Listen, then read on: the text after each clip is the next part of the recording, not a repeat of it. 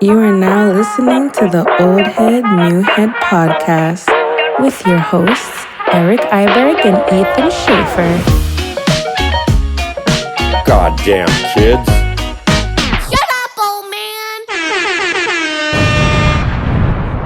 man! What's up? Already. Ready like Freddy, buddy. How are you? All is good, dude. It's been a little while since we've done this.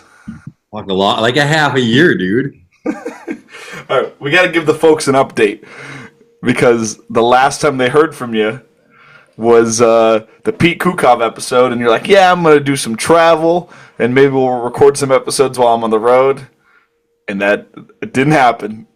We went our separate ways for a little while. We did. And you want to hear the funniest part about that Pete episode? Yeah. I'm deep. I do a million fucking things. And so we just did a Pete review with Bill for his off the leash entry. And so I'm in the background talking. And I'm like, I don't know who this Pete guy is, man, but he's fucking sick. And so I post the video and he's like, dude, we just talked the other day. How do you not remember me? I'm like, oh, God, I suck. Sorry, Pete. It's all good. So what happened? Basically, we both got too busy. You went traveling. I got into my work season, and we're like, you know what? Maybe we'll wrap it up with episode 15. And I'm like, no, we gotta finish on a bang. Pete's great, but we need a legend for the last one. So true, because we started with a new head, the whole series too. So we should end with an old head to balance it. Exactly. So who are we bringing in today? Fucking probably the biggest OG of all times. Probably the person that influenced more people in our sport than have ever influenced. No one's influenced as much as this kid. The reason why I smoke spliffs and as much weed as I do 25 fucking years later is because of this 15-year-old 25 years ago that introduced me to mass quantities of smoking. So we are talking with Mickael Deschenaux today, all the way from Switzerland.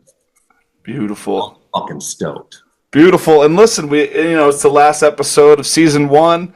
We'll see if there's a season 2, but we brought some, what'd you bring with us today?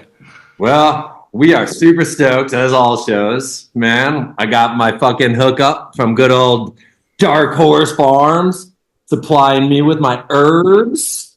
They got your CBD and weed needs. We got a link in the fucking bottoms of all our fun things. And then, because I smoke a bunch, and it'd be crazy if I spend this much on papers, but big up Blazy Susan, keeping me locked down. We on purples, man. I already smoked my first whole pink pack this first season. Whoa, moved into the perps.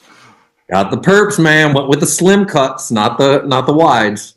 And what you drinking? What you got for the drinks? Fuck, man. Mikel, he's in Switzerland. He's going to be the only one to have a 40 with me ever on this show. And he is the best. He's got, I think I saw you like Old English in a glass bottle with a small mouth. Now me, my only option here is we got 40. And I know I can't be on Mikel's level, but I'll try. And so I even got a little fireball today. This is illegal in Denmark. Whoa. Well, I got a surprise for you, my man. I went looking for the 40s, and I'm back in Connecticut right now. And I guess there's not a lot of 40 drinkers because this is all they had. They had the Bud Light 40. No Mickeys, but they got the Bud Light. So I'll be joining you today. That's some homeless shit, man. Look at that. This thing's huge, bro. And since I don't, and then I also got my Modelo's, but just for a size comparison, look at that shit. Oh, I know. I got some backup. What do I got? Stella. Got some Stella beers if we go through this and run out. All right, word. Oh man. What do you know about Mikel? So I'm super stoked. This is someone who I started my career with, and so I know a bunch. But I'm most excited for you to talk with him because it's very rare that people get to talk with him and then get to talk with him with me. And so, did you know of Mikel before this, or have you heard of him, or what were your thoughts? It was another instance of it was a name I had heard growing up. And didn't know much about him, and then when I was putting out the Giving Flowers episodes for you guys, that's when I learned more about him. But he's an interesting cat, dude. You look at his Instagram, and it's like, yo, what vibe is this guy on? And then I went back and watched the Stereotype segment with him and Crichton, and it's just epic. And then you look back, and it's like, was he the first one doing that kind of? There's a big debate about this recently. I don't know if you saw this, but the T-shirt over the face with the goggles so you can't see them. In skiing, possibly. Yeah. But I think it was like taken. Like, I mean, I think we saw it in snowboarding. Maybe Trevor Andrew did it right before him, or because Mikel was Rastafari, right, in 2001. So when you saw him in 2002 and fucking Stereotype, he turned ghetto. Yeah. Like he didn't drink. He lit his doobies with wood matches. Like he had dreadlock. He rubbed his hair, man. Like when he was 16, 17 and he rubbed his hair. Like if you go back in 2000, 2001, Tanner started to rub his hair. So he had the same hair as Mikel. Okay, so what's this rubbing hair thing? Because you guys mentioned this on Giving Flowers too. So what's the whole rubbing your head He's thing? a white guy. You can't get dreadlocks. So you got to like nonstop have greasy hair and just and so then it kind of looks like dreadlocks. And so, I mean, Yoon Olsen then copied it. Then this kid's like, oh, man, I want to go get the world's biggest headphones. And so then he started to ride with headphones before anyone. Then it was all about how big your headphones were, 2001, 2002. So everyone copied that. Then he started being like, oh, I'm going to get the baggiest. And then all of a sudden Tanner and everyone follows. Like he got the whole ski industry to roll spliffs. No one smoked weed outside of a bong. And then fucking he comes over and Candide, and they just start rolling up. And we're like, what the fuck? You put tobacco in? I didn't smoke cigs. Wow, it makes it last longer, burn nicer. And so like even him, like his influence, Mikel has probably converted thousands of skiers for a decade to spliffs. And then think about how many people we touch, and then we teach how to roll spliffs. Yeah. Crazy. So Mikel, to me, like he's the most real person I know as an intro. He's someone that's always changed styles, but as we are all on a search in life, he is as well. And he just, wherever he's at on that search, he is 110% in. And that's who he is at the moment. And you'll see it today when we talk with him, and you'll hear it today. And he's 110% in whatever lifestyle he is in today in 2024. That's what's up. Yeah, I think he is like, just especially with interviews from other guys that always bring him up, he's kind of like the keystone or the cornerstone of all the style in the sport, Style. His style, dude. Yeah, it all traces back to him. He would change outfits 3 times before we'd go ride every morning. I never seen nothing like it. Like he learned English off rap music. So like he didn't know English when I met him. Kind of like Henrik learned off rap music too, but Henrik, when I met him, he knew English pretty well. But yeah, just everything about him is unique, wild, and awesome. I love this. What's up? I can't wait, dude. It's going to be sick. All right. I'm going to switch this. Send him a link. Give me a sec. I'm going to switch over my mic to a different stand so it's not driving me nuts. You're all pro. Yeah, dude. I'm in the 2-Planker viewers will recognize this background. This is where I've recorded like most of the 2-Planker episodes. This is my parents' basement in Connecticut. I'm stopping by for the holidays. Hell yeah. What year is 2-Plank on? We started in I did my first episode November 2020, so we're almost in 2025. Baby. Yeah, dude. We're seniors. Let's see. All right, I'm trying to do this without unplugging my mic. Yeah, man. People saw us. Last time they heard from us was the summer. Now it's Thanksgiving. Yeah, but no one knows. They don't know, but we told them now. Yeah. Now we should probably do a closing show after this. Oh, yeah. It's been fun as fuck to actually do this show after we heard some feedback. Yeah. Like all the other shows we recorded in the spring, so it's like no feedback was going to do anything for this podcast. And so now after like, 2-3 months of hearing what you guys think, like, I don't know, I guess it made it feel worth it for the fucking 50, 60, 70, 80 hours we put in the spring. Yeah, all the feedback has been great. People have been loving it. But the funniest part is people get on your case. Iberg's talking too much. Iberg's doing this. Iberg's doing that. Listen, people, I want to hear Iberg talk. That's why he's here, bro. I find it fun because Tanner's the only one that can out-talk me. Yeah.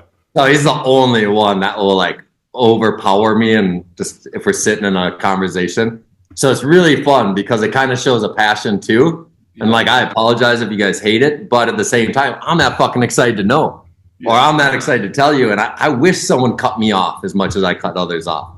So, and I have a couple of friends like that, and that's why we're friends. But Yeah, I apologize for that, but I'm just that stoked on skiing. I'm that stoked, like, especially with the new heads. I know nothing. Yeah. I want to hear it. I want to let them know what I know and go from there and just be all stoked. Yeah, well, I mean, if you're apologizing to anyone, don't apologize to me, because 90% of the time, the question that's coming out of your mouth is the exact one I was thinking. So I don't mind sitting back and letting it roll, because I'm watching the show as much as you are, learning about all these people. That's the point of this. This is just, I mean, you summed it up perfectly. I forget where you put it. But this is a conversation that we just happened to hit record on, because we both love to learn this shit, and it's just an excuse to have these conversations. That's the whole show. Right there. No, and it's awesome because it's like we're not trying to please anyone. We don't have sponsors. We don't have obligations. So the biggest thing I can say for anyone that has an opinion, just know how many hours we put into this and talk about skiing on our own time and hit a record button. Ethan edits it. Ethan has to fucking upload it to all those platforms. I know it's one upload, but either way, it's a lot of extra work just for the stokedness of skiing. Yeah. So, and that's what this show is just that, I don't know, if we do a season 2, I say we just make it, unless people don't want it, I say we don't do it. You guys need to see if you want this shit anymore. Yeah. Let us know if you guys want it. I know a lot of people, their commutes to work are going to be a lot lonelier without us. We got people hitting up the comments being like, yo, I listened to this to and from work a couple days in a row just in time for the next one to come out. So I was blown away by people that would tell me they listened to, I think Kim Boberg hit me up and was like, dude, I listened to the whole fucking Joss in that one sit down. I'm like, Jesus Christ, man, don't you have anything to do in your day? He's like, no, I wasted it. But let's stay with Mikel because we can do a closing show on all the awesome. Yeah. Okay, we don't want to get too far off the tracks. Okay, let's get Mikel in here. I don't know if Mikel's ever Zoomed before. Oh, God, here we go. Yeah. The Europeans always throw a curveball at us with their different technology. I had someone give me a Skype link that I didn't know what to do with it the other day. I lived on Skype for 20 years and then fucking COVID hit and then it just disappeared. That was their time to shine. It was. They really dropped the ball on that one, man. Oh. What up, G's? What up? I know. It's like I make you want to say woo-ha or something right now. Or don't you got some DOS effects look going. Got some Timbs on. Fuck off, dog. Wait, I just got back home, dog. So let me put on my racist old dude glasses. Why are they racist glasses? They're looking like gold Cartier kind of thing, like that. Whatever, I guess. Shit, Mick. Thanks for doing this, bud. No, how you guys doing? Good. Beyond. Yeah, so you said it's pre-recorded, so my bad for the gap. I just had to put it on the table, No, it adds to it. People will love that. Oh, man, I'm going to get in trouble again. Well, do you want it edited out? Nah, I don't give a fuck. I got my permit. Okay. What? Switzerland? Oh, hell yeah, dog. Switzerland's got like one of the highest percentage of gun ownerships, right? But I thought that was like guns they give you in the military. That's no, that's not what they give you in the military, actually. No, that's definitely not what the military gives you. But I'm saying to my co-host over here, the gun in Switzerland that most people have that you're talking about is the one they get to bring home. Oh, after they serve? The big assault rifle? Yeah, but I didn't do the army, so why would I have that? Okay, we're just gonna get right into this story. Let's get into it. Yeah, tell him what's good, Iberg. Let me grab a drink. What are you guys on right now? 40 hour, bro. Ah! Oh, you got a Mickey going, motherfucker. Oh, we got the OE. We got the OE in our logo of the podcast. Fuck, I forgot my spiel. It's been 7 months. So, cheers. Cheers, guys. I think that's the first. I'm getting into skiing a bunch, working with Phil and Henrik again in the last 2 years. Yep. Looking at all these young kids. I didn't really understand. I did a podcast with Ethan a year ago. And so I was like, wow, man, Ethan's like 26 years old. I'm 45 now. Mm-hmm. And I was like, I don't really get what the young kids are doing. I don't compared to what you guys all did when you were young. And so I was like, man, you want to start a podcast like Old Head and New Head? We talk to the old guys, how they created their own path in life. We're all unique and original, all the old guys that we're talking to. And then Which no one is anymore. You know what my mom told me after the Olympics? She watched the Olympics. She was like, those guys don't even know how to ski.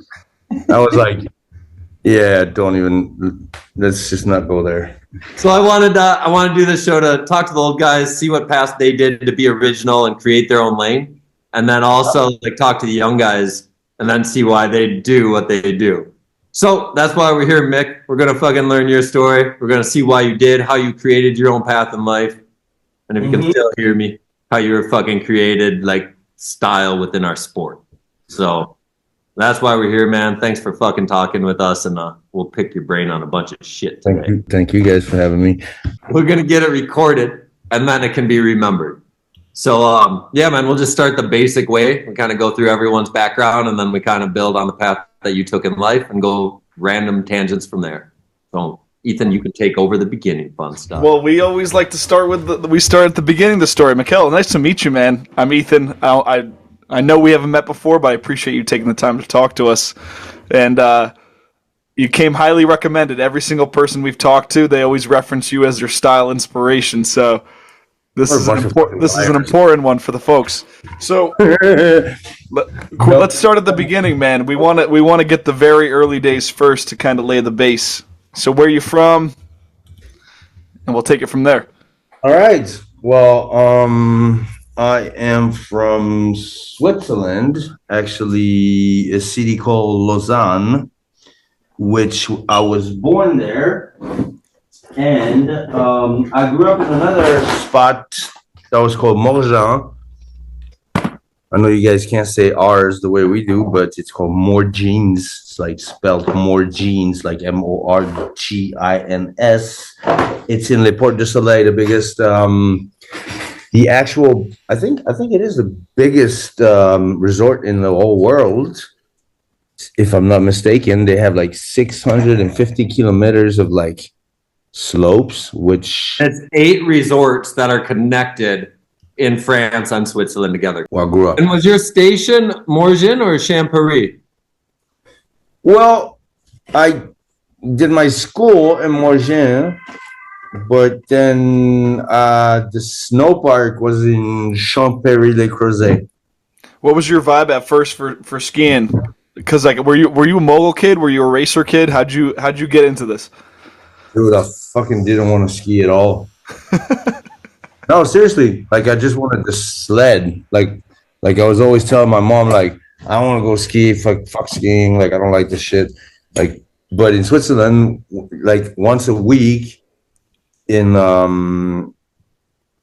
is it middle school? Like when you're like between 6 and like 12 or something like that. Mm-hmm. You have one day per week where it's only like sport. And in the wintertime, like they'll give you like a free ski pass. So, which I thought that was pretty cool. So I said, fuck the school, and I ditched school and I kept like going just skiing. Or sledding at first, and then they didn't like that too much, so they forced me on skis at like 8 or 9, and that's when I first like actually got on skis. I was like 8.5, 9 years old. Mm-hmm. And then right away we have like ski clubs. I don't know if you have that in the US, but it's like, you know, let's say like you're from a small village or something. It's like you'd have like this ski club from the village or from the resort or whatever, and then you go and take part of that, and then that day of school you go and do that sport day. Then you go with the school and stuff. And me, I was always ditch. Like I was always just go to the snow park and like get yelled at and like get like, you know, like reprimanded and like have like extra class and shit for that and whatnot. And then like I was the only skier back then. I can't remember what the area was. Yeah, so in ski school, you were the only skier, or you would ditch to go hang out with all snowboarders? Yeah, that's what I was doing. Okay.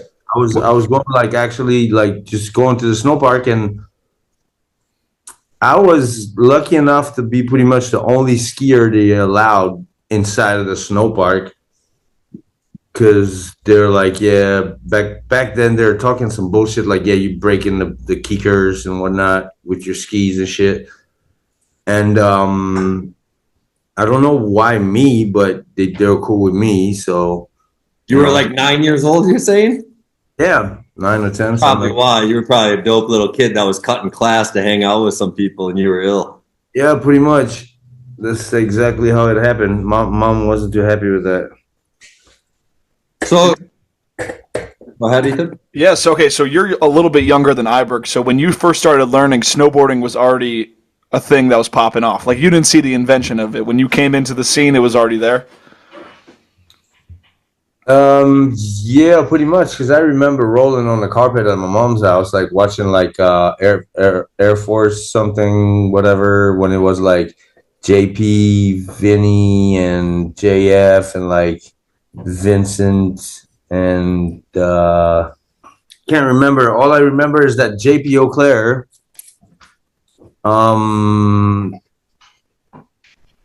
was doing like rodeo fives, or GF Cousin was doing rodeo fives at that time, and that was the first time I was like seeing that shit, and I was like, what the fuck.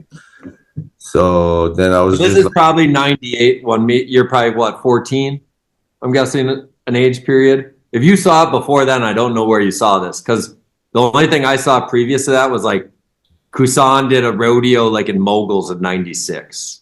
yeah, so then it was 97 when I first met him for the World Cup of Moguls. Okay. And it was in my resort where I used to ditch school and go to the snow park and whatnot. And we had this huge road gap that we'll just haul ass and just like holly over.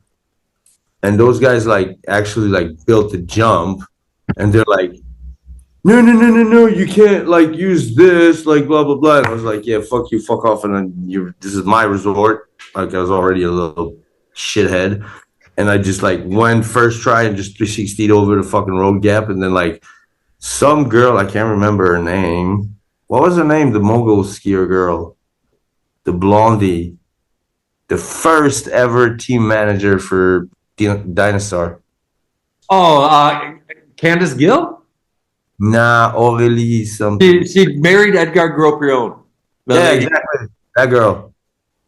Anyway, so I pretty much like told everybody to fuck off and like just one first try like 360 over that road gap, and like everybody was like, "Oh, who's this kid?"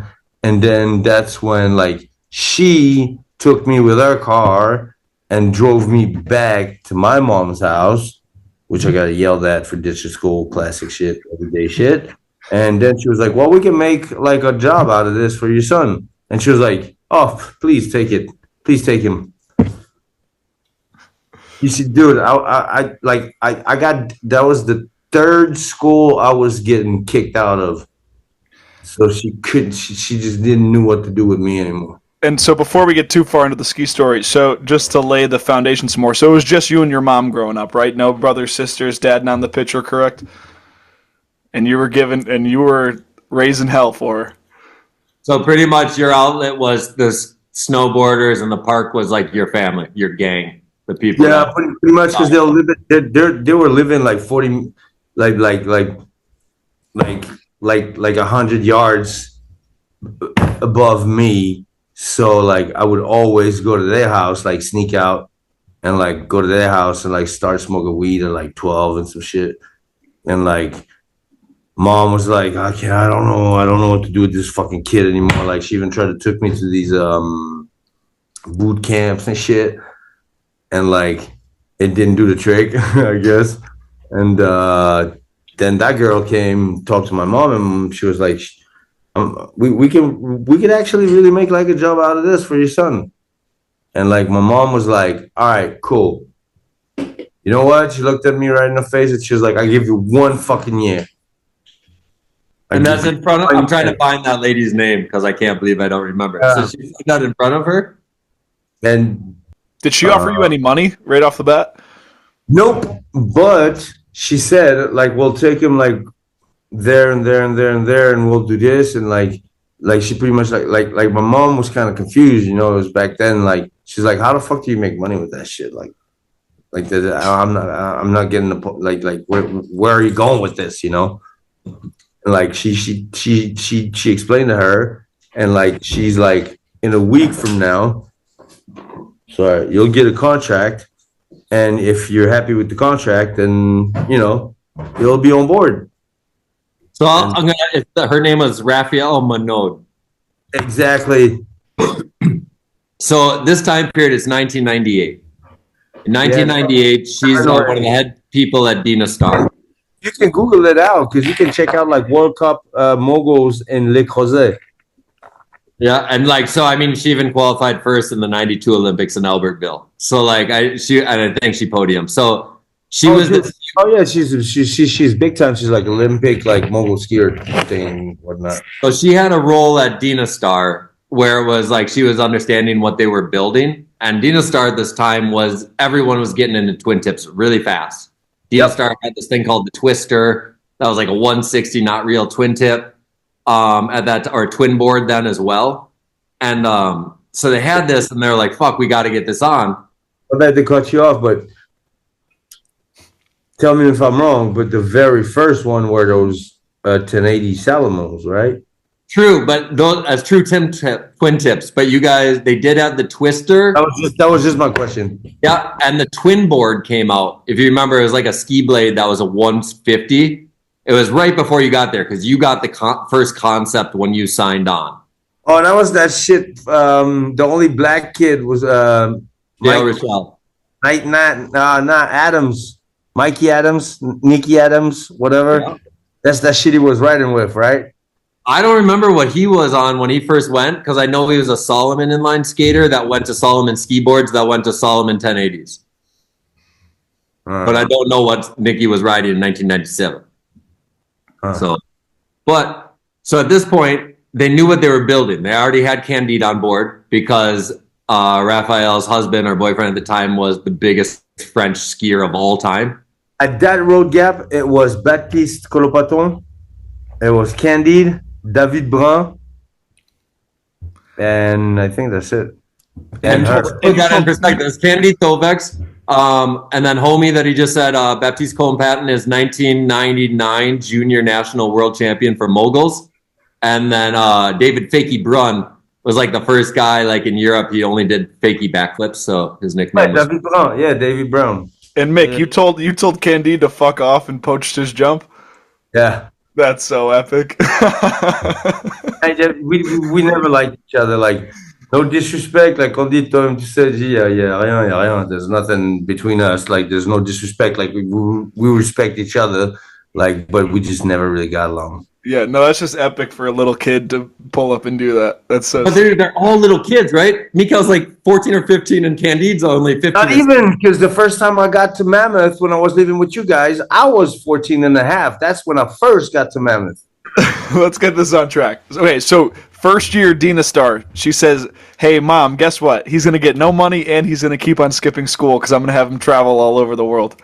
That was the offer, pretty much. So what I was saying now, Dena Star is at this position where she understood what they were building. There's a guy named Cedric Mazier, who we'll bring up in a second, who comes from the resort next to him. That's the team manager to build this whole fucking super team with Candide, Mikel, the three Phils, like the dope, and then the guys Baptiste, Marie Martineau. He created this shit, and so correct me if I'm wrong, Mikel, but like, Raphael had to come up with a plan what they were going to do with you, right? Like Cedric almost had to become your dad or brother. Well, that's the kind of thing. Like he had to get like some sort of guardianship, whatever that is called. Like some, like he had to sign some paper that like he was like my guardian or something. So did you live with him? No, I didn't, but my mom signed the papers because I don't remember. Okay, if you travel international, you have to have guardianship papers. Yeah, something like that. And then I spent like 3 months somewhere with Candide and the old dude that was his filmer back then. Lionel. Lionel, that was his name? Yeah.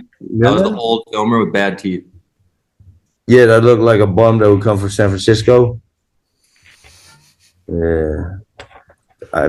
That guy. But your first time with Candide, that was. Didn't you guys get sent to Australia? Oh, word! That's There's a lot of stories. Blue, and I almost got eaten by a fucking crew of possums passing out smoking bongs in a fucking park with some dudes I don't even remember meeting or whoever that was. Okay, so right now, Mikel is 14, 15 years old. Candide's like 15, 16. And they get sent by Dena Star to Australia for months to become the best twin tippers ever. Like, think of the investment money in something that doesn't exist. The concept isn't even released yet. So this is investment money. It's so not they're like training. Are they training or making content? Making content, getting shots for Skier Magazine. Fucking skiing every day, shooting film, 16 millimeter with Leonos, taking still photos with like dope ass photographers. Dude, that was crazy because back then, like, if you fuck up a shot, you or the skier, like, the shot will be like what, $30 or something like that at least.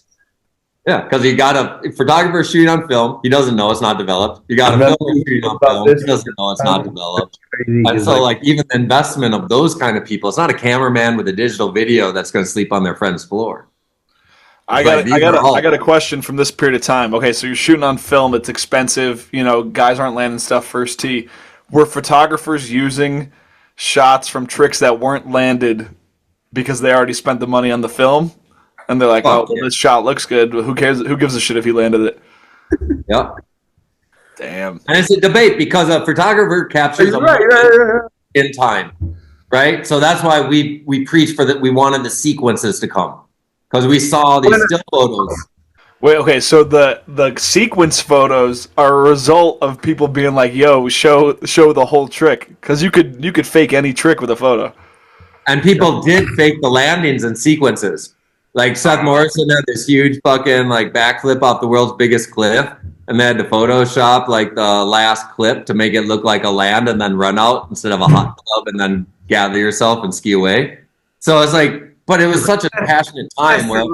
Seth, Seth's the main reason why I started skiing, actually. Tell us. I had the same fucking haircut, like shaved, fucking purple, with the fucking, remember these, what up, homie? Yeah. You remember those big ass Oakley glasses with the fucking urban snow camo type shit with like the different tones of grays and shit.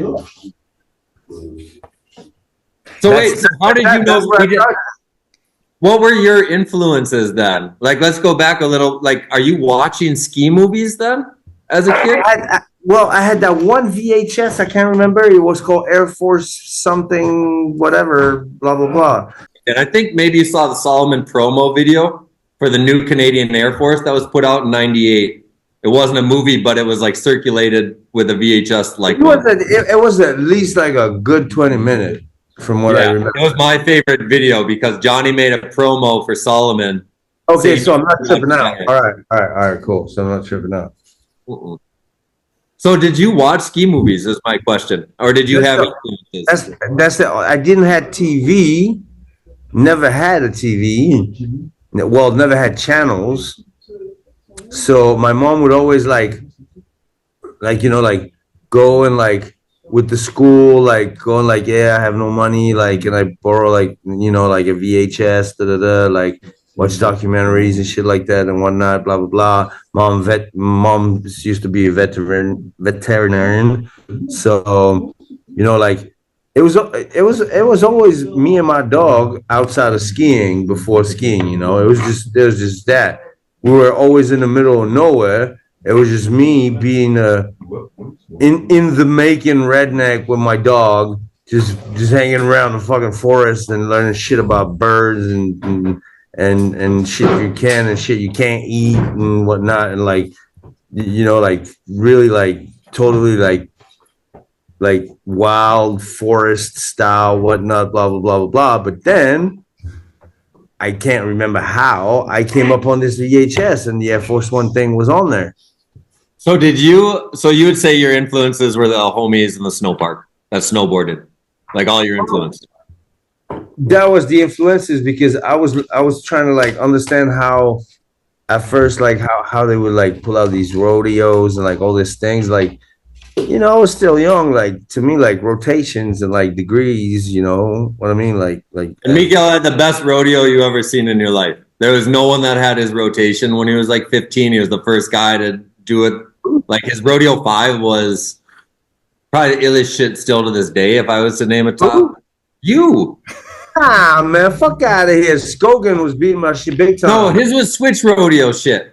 I'm saying your straight rodeo where you did that like weird kind of like inside opposite ski grab. Oh, the critical bullshit like yes. Yeah. That rodeo 5 is the illest fucking rodeo 5 in the sport's history. And that was fucking a 98 with him as a 15-year-old. Because you remember my first X Games, I ended up being 6th. I don't remember that. So your first X Games was what? Quick question for you. I have another influence question. Did you when did you meet Dimitri? Dimitri? Yeah. Way before all of this. So was he? But he was always a skier, right? Yeah, he's the guy who taught me how to ski, bro. This is what I'm trying to find out here. So he was like my substitute father kind of guy. Like, so since like I was just trying to explain to you, Ethan, like the Le Port du Soleil is like it's so big. There's so many resorts together that you can link up together that you could go. Like he was in Morzy and Avoriaz, I was in Morgin, and then you had to go through Champéry, Lake Rosé, and then you'll go down another mountain, and then you'll end up like being in Morzy and Avoriaz, geographically wise, and then like he was there, and like my mom was turning nuts because we didn't have cell phones back then and shit, So it was like I would just leave home for like 3-4 days and just come back, and like she would be, dude, she had like 4 ulcers because of me, bro. Like literally, like she had 4 ulcers. Like I bet they're because of me. So Jim was a big ski influence. Like he was in the snow park too? Dude, Dimitri was not really in the snow park because he was more like a all-terrain type of free ride. He was just the guy that knew how to ride slopes, free ride, jump, do like everything, And he's the one who taught me how to do backflips. He's the one that taught me like how to do 360s and stuff like this. Because he'll just, Dim, you know how he is. He'll be like, quit being a fucking pussy. Just fucking look. You'll do it like this. You fucking do like this, and just boom, and I'll land it, and I'll be like, oh, that's pretty easy. And I want to explain, like in France and Switzerland, what I saw at this time period in the sport. The best could do everything. Right? Like even Mikel can get from the top to the bottom of the gnarliest mountain or whatever, and you can see it in Candide skiing. But it's like it was such a different time period where like all the best people you never heard of in the mountains of France or Switzerland. But they're fucking the illest dudes ever out there. Because the difference between you guys and us, we got mountains, you guys got Collins. We have what? Collins. Like, like little mounds. Okay. It's true. You guys' mountains are a lot bigger. Wait, Mick, why didn't you just snowboard? Like, if you're hanging out with snowboard... I did, and I got in so much trouble with fucking Greg Strokes. By the way, if you see this, I'm not going to say it, but here's. Anyway, every time I had a day off of skiing, of filming, of photographic, Iberg could tell you, I would always try to snowboard. Like as soon as I could snowboard, I would snowboard.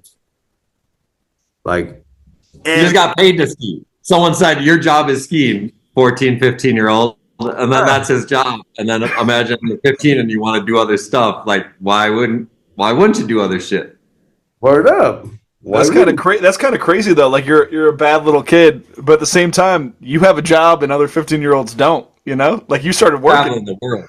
Yeah, you started working traveling the world right off the bat. Well, and right before that though, I was so bad at school. Right after I got kicked out of the third school, Like my mom was like, "Oh, you want to fuck around? You want to play tough guy? Okay, no problems." She put me as a fucking lumberjack pre-apprenticeship for like 2 months. She got your ass, bro. She got your ass. I cried every night coming back from that job, bro, like a little bitch. And after that, it was like then everything got in place with the skiing and whatnot. But like she was like, "Oh, you want to play tough guy? Yeah, well, I'll show you So tough okay, guy." so I think it's safe to say skiing saved your ass because otherwise she would have sent you out into the forest for the rest of your life and you would have been dunzo. Oh no, it would have been more like she would have fucking totally like this, like disintegrated me or like just fucking Yeah. like dump me some parking lot somewhere. Yeah, but so basically skiing gave your life a direction, pretty much, because it gave you something to do. It just gave me life, pretty much. Yeah. It just no. The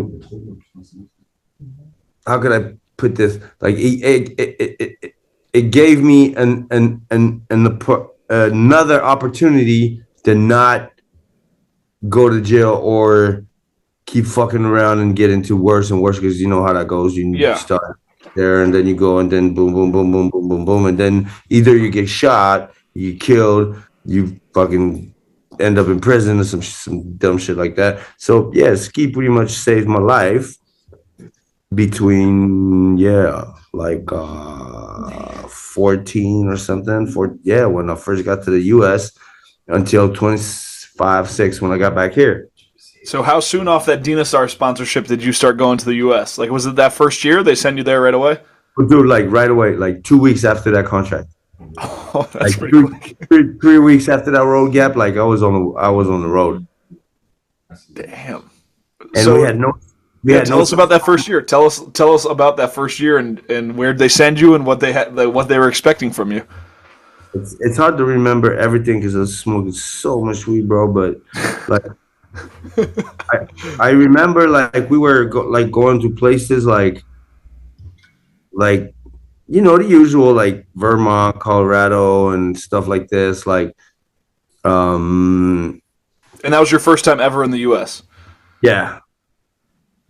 And couldn't place a word. That's why, fuck you, Iberg, for posting a fucking video on YouTube, because that's Iberg who posted a video of me with the fucking nappy hair and shit. Fucking asshole. Did you hear how stupid I sound in that? I only shared it because I was like, man, I sound retarded even more than you. You have to like listen to a retarded person ask you questions. Like, there's nothing bad on you. You speak like 3 languages. This is that interview that you posted. Yeah, that's funny as hell, bro. But actually, if you look at it, he posted it like what? Not even like 10 years ago. Not even. I think YouTube, 6 years ago, I did everything because it's on Vimeo. And then 6 years ago, I moved everything because I put stuff on Vimeo 14 years ago. And then I migrated it to YouTube because Vimeo didn't have a good Google search. And that motherfucker Iberg just calls me and he goes, "Yo, what's up, yo? Go check the slink out, bro." And I'm like, "Nah, you did not, bro." And he's like, "Yep." And I'm not taking it down. And I'm like, "You I don't even know how to. Yeah, come on. How did you guys meet each other? When did that first take place? I'd say Gravity Games at the Dena Star house, 2000. I think Strokes introduced us. Or you think Chris, before Gravity Games at Dena Star house with everyone? Yeah, I think so. Or Chris O'Connell, one of the two. Where do you think that would have been? Because, dude, I was not traveling. I remember Seth was there because, like I said, like Seth was my idol, and like is like, Hey, if we're talking that would have been Super Park in the springtime at an Oakley house. But what I'm saying is, I guarantee you, January 2000 was the first time I ever met you, because, like, dude, you didn't even have shots in the film yet. Like, you got to go to Japan in 2000. You got your shit in Propaganda and Poor Boys movie in 2000. You had the illest style ever in 2000. So I know I met you because I was traveling with the Phils, and then it's fucking Steve who introduced us, bro. Steven, the guys from the other movie productions, the guys from Utah. Oh, Old Dirty? Yeah, dog. That was Old Dirty and Steve O'Brien, or Peter O'Brien, who introduced us. that one time in Utah for I think it was a party or something. And remember, like all the cops came and like there's all these underage kids and like we were running everywhere because there's like fucking sirens and shit. And me, I'm like from Europe. I'm like, what the fuck's going on? Like, I can drink beer if I want. Like, what are you talking about? You know? I think you're right. 99 Red Bull Hulk Fest in January. I think you came to that. Some Salt Lake City bullshit. Good work, man. Like I didn't remember that party until you just brought it all up. Bam. And I didn't either. And I think you're the only person if I ever want to write like or like explain an autobiography. I think you'd be the only person that could like remember more than me and make me remember some of the stuff that I did. It's fucked up, bro. Like that was 20 years ago. Nah, 25. Wait. 25 years ago. Yeah, right? Ouch. I still look pretty fucking dope, though. Yeah, you do. You do, too. Mick, okay, so when did you start getting paid by Dena Star? Like, when did you get your first paycheck from skiing? That was the funny thing, because my mom said, like, oh, I'll give you 1 year. If you prove to me in 1 year you can make a living out of this, I'll fucking leave you alone. And the first check I brought home was from Solden Yo's games. And I think, let me check that out. I think that was like that was way before the US and everything. That was October. No, because I was going to film royalty. I did that. So the one Yo's Solden, I went October 2000. Julian Renier did first. I did second. And I think dude, no, this is the Yo's Winter Games in France. Solden in Austria. That's the first check I brought home. I remember it was 15K, and back then 15K, bro, was like, what? I'm good for the rest of my life, bro. I'm good. Well, you will be, but it felt like it. I think most skiers coming up today would still be pretty stoked about a $15,000 check, though. Honestly, like that money is still, even though it's so funny how much has changed, people would still be excited about that. But then I brought that shit home, and then she was like, holy fuck. Okay, well, then I guess you got a new job. And I was like, phew, say less. When did Dena Star start paying you? When did you start getting checks not for winning, but just for being on the team? Can't say, bro. Can't remember. Here's my question. You went to Australia that very first year. Did you meet someone at Rip Curl during that trip that you got your Rip Curl sponsorship from? I was on Rip Curl before that. So you had a Eurolink. So here, right close to here, was a spot called Sevisa, and they were importing Oakley, Dena Star, Rip Curl, Langy boots, Luke bindings, Kermit poles, and Dena Star skis. And they put me on the all setup, and they're like, okay, so now you're gonna be like under a wing, and it went quickly from Swiss team to Euro team to international. Okay. Wicked. And then that same relation kind of with Oakley because of that? Say what? So with Oakley, it sounded like that importer, was that your first Oakley sponsorship? Was that same local company that started? Yeah, exactly. I was out, like Oakley was actually my very, very, very first sponsor, even before the Dena Star and everything. How did they find you? Well, I went to them. Okay. Because it's Switzerland, and like it was an hour drive, and like like I was my mom wanted me to do alpine racing, and I didn't, and I was like, fuck this shit, like tight ass suits and whatnot.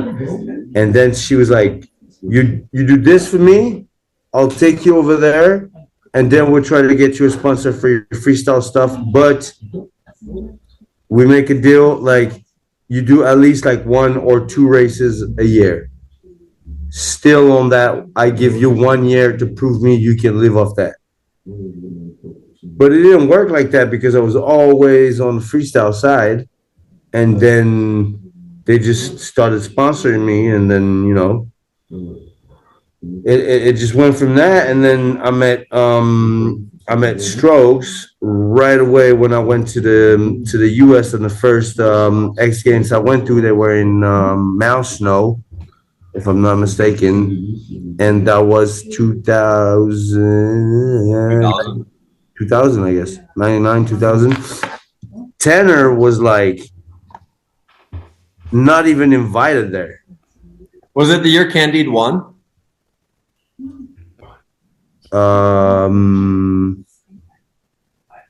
No, that was the year JF Couson won. You went to that one in Crested Butte?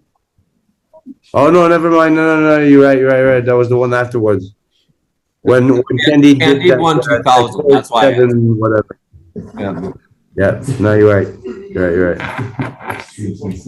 So yeah, that's when he got there, and then Strokes was like, "Yo, you want to stay here?" Like because back then, before 9/11, it wasn't like now. It was like you could pretty much do whatever the fuck you want. Like you want to stay longer, you can stay longer, or whatever. Somebody will just make a phone call and be like, "Yeah, that guy skis for us." Like you didn't need an ESTA. So for the last 20 years, a European needs a ESTA. It's a travel visa, and you need to register.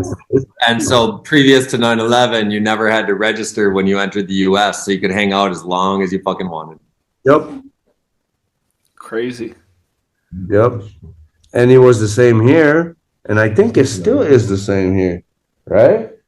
Like if you come from another country, you can stay as long as you want in Switzerland. No, right? you got 90 days. You got to get out. We got either. The U.S. was like that, though. I got a question. Where'd you get your style from, bro? Everyone says that your style influenced them. Where did you get yours from? Because basically everyone, even today, is still copying you. So who did you copy? And these fuckers started naming that shit after Bang. What the fuck does that even mean? I don't know. They put a name on it. Tom Wallace, let me ask you this one, dog. Like, what the fuck does that even mean, dog? Because that's the first time I heard that fucking thing. You can ask Iberg. I was learning my tricks, like, way before I won the U.S. Open. Like, I was just looking at Trevor Andrew and Tom Penny riding and, like all these fucking crazy skaters and snowboarders, and they'll just be like all baggied up and shit, and they'll just lend their shit like, "Yo, what's up, dog?" So you're saying Tom Penny? You're saying Trevor Andrew? And I was like, "That's what I want to look like." Yeah. I want to look like snowboarders. So the best style in skiing. It was never like a thing, That's why when they came up with that name, I was like, first of all, that name fucking sucked anyway. And like, why would you give it'll be like saying like it's a way you pedal a bike, It's like, oh, he's pedaling Floridian, It's like, what are you saying? It's like, it's just pedaling. You know what I'm saying? That makes no sense. Yeah. So, it's funny. I never thought about naming a landing as giving it. It's like when Yoon called something a kangaroo. You're like, why are you giving that a name, man? It's just funny. No, but that was funny because the first time I heard that name after Bang, I was like, what about this type of shit, bro? You see this? What about this? The T-shirt over the face with the goggles. Oh, bro. Okay, let me show you something, dog. What? Let me show you something, dog. Give me a T-shirt that's not like really like I got plenty for the photography. Because this is important, man. There's been so much drama about this lately. Oh, visual. Yeah. I'm gonna give you the straight up visual. This is for the YouTube viewers. He's walking into the back room. He's gonna show what's good. Okay, so you guys, I gotta spin it around because I can't show what's on it. But so, you would have just fucking go, because back then I was sponsored by Oakley, so you remember they always had the O ear. Like, you remember the logo? Yep. Logo, every color, every one of the logo was always at the same place. So you'll just take that shit, go like this, grab the fucking sleeves. He's tying a shirt around his face right now for all the audio listeners. Bro, give me some scissors, baby, please. It looks like someone's gonna waterboard him. Yep. His face is fully covered in a black t-shirt right now. Here's the secret. Girlfriend's helping out, grabbing the scissors. Never. What's my knife? Eyeballs. Your knife is. No. Now we're watching a masked Mikel look for scissors. But you'll see, here's my knife. You'll see the funny part about it. He's using a knife instead. And now he's cutting eye holes with a knife over the shirt that's over his face. That's a good shirt, man. What are you doing? He's demonstrating. There you go, bro. That's that shit. And then you put the goggles on top of it, and then you have the O from the t-shirt right over the mouth. Give your logo placement. Like everything was thought about, you know? But this, I can't take credit for it. You know why? Because this is Trevor Andrew, bro. He invented that style. Shout out to Trevor Andrew. And you fucked Gucci all the way up, dog. And you got millions from Gucci. You the man. Because nobody knows that the Gucci Ghost, first Gucci Ghost ever designed, was designed by Trevor Andrew. Oh, and he's the snowboarder.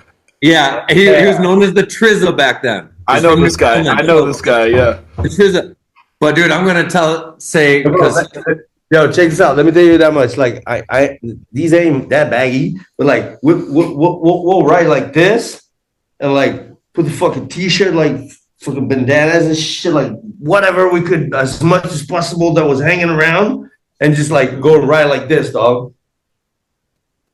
And is that some Trevor Andrew shit too, or what? Yeah, because, you know, like, the snowboarder used to ride like this then, you know?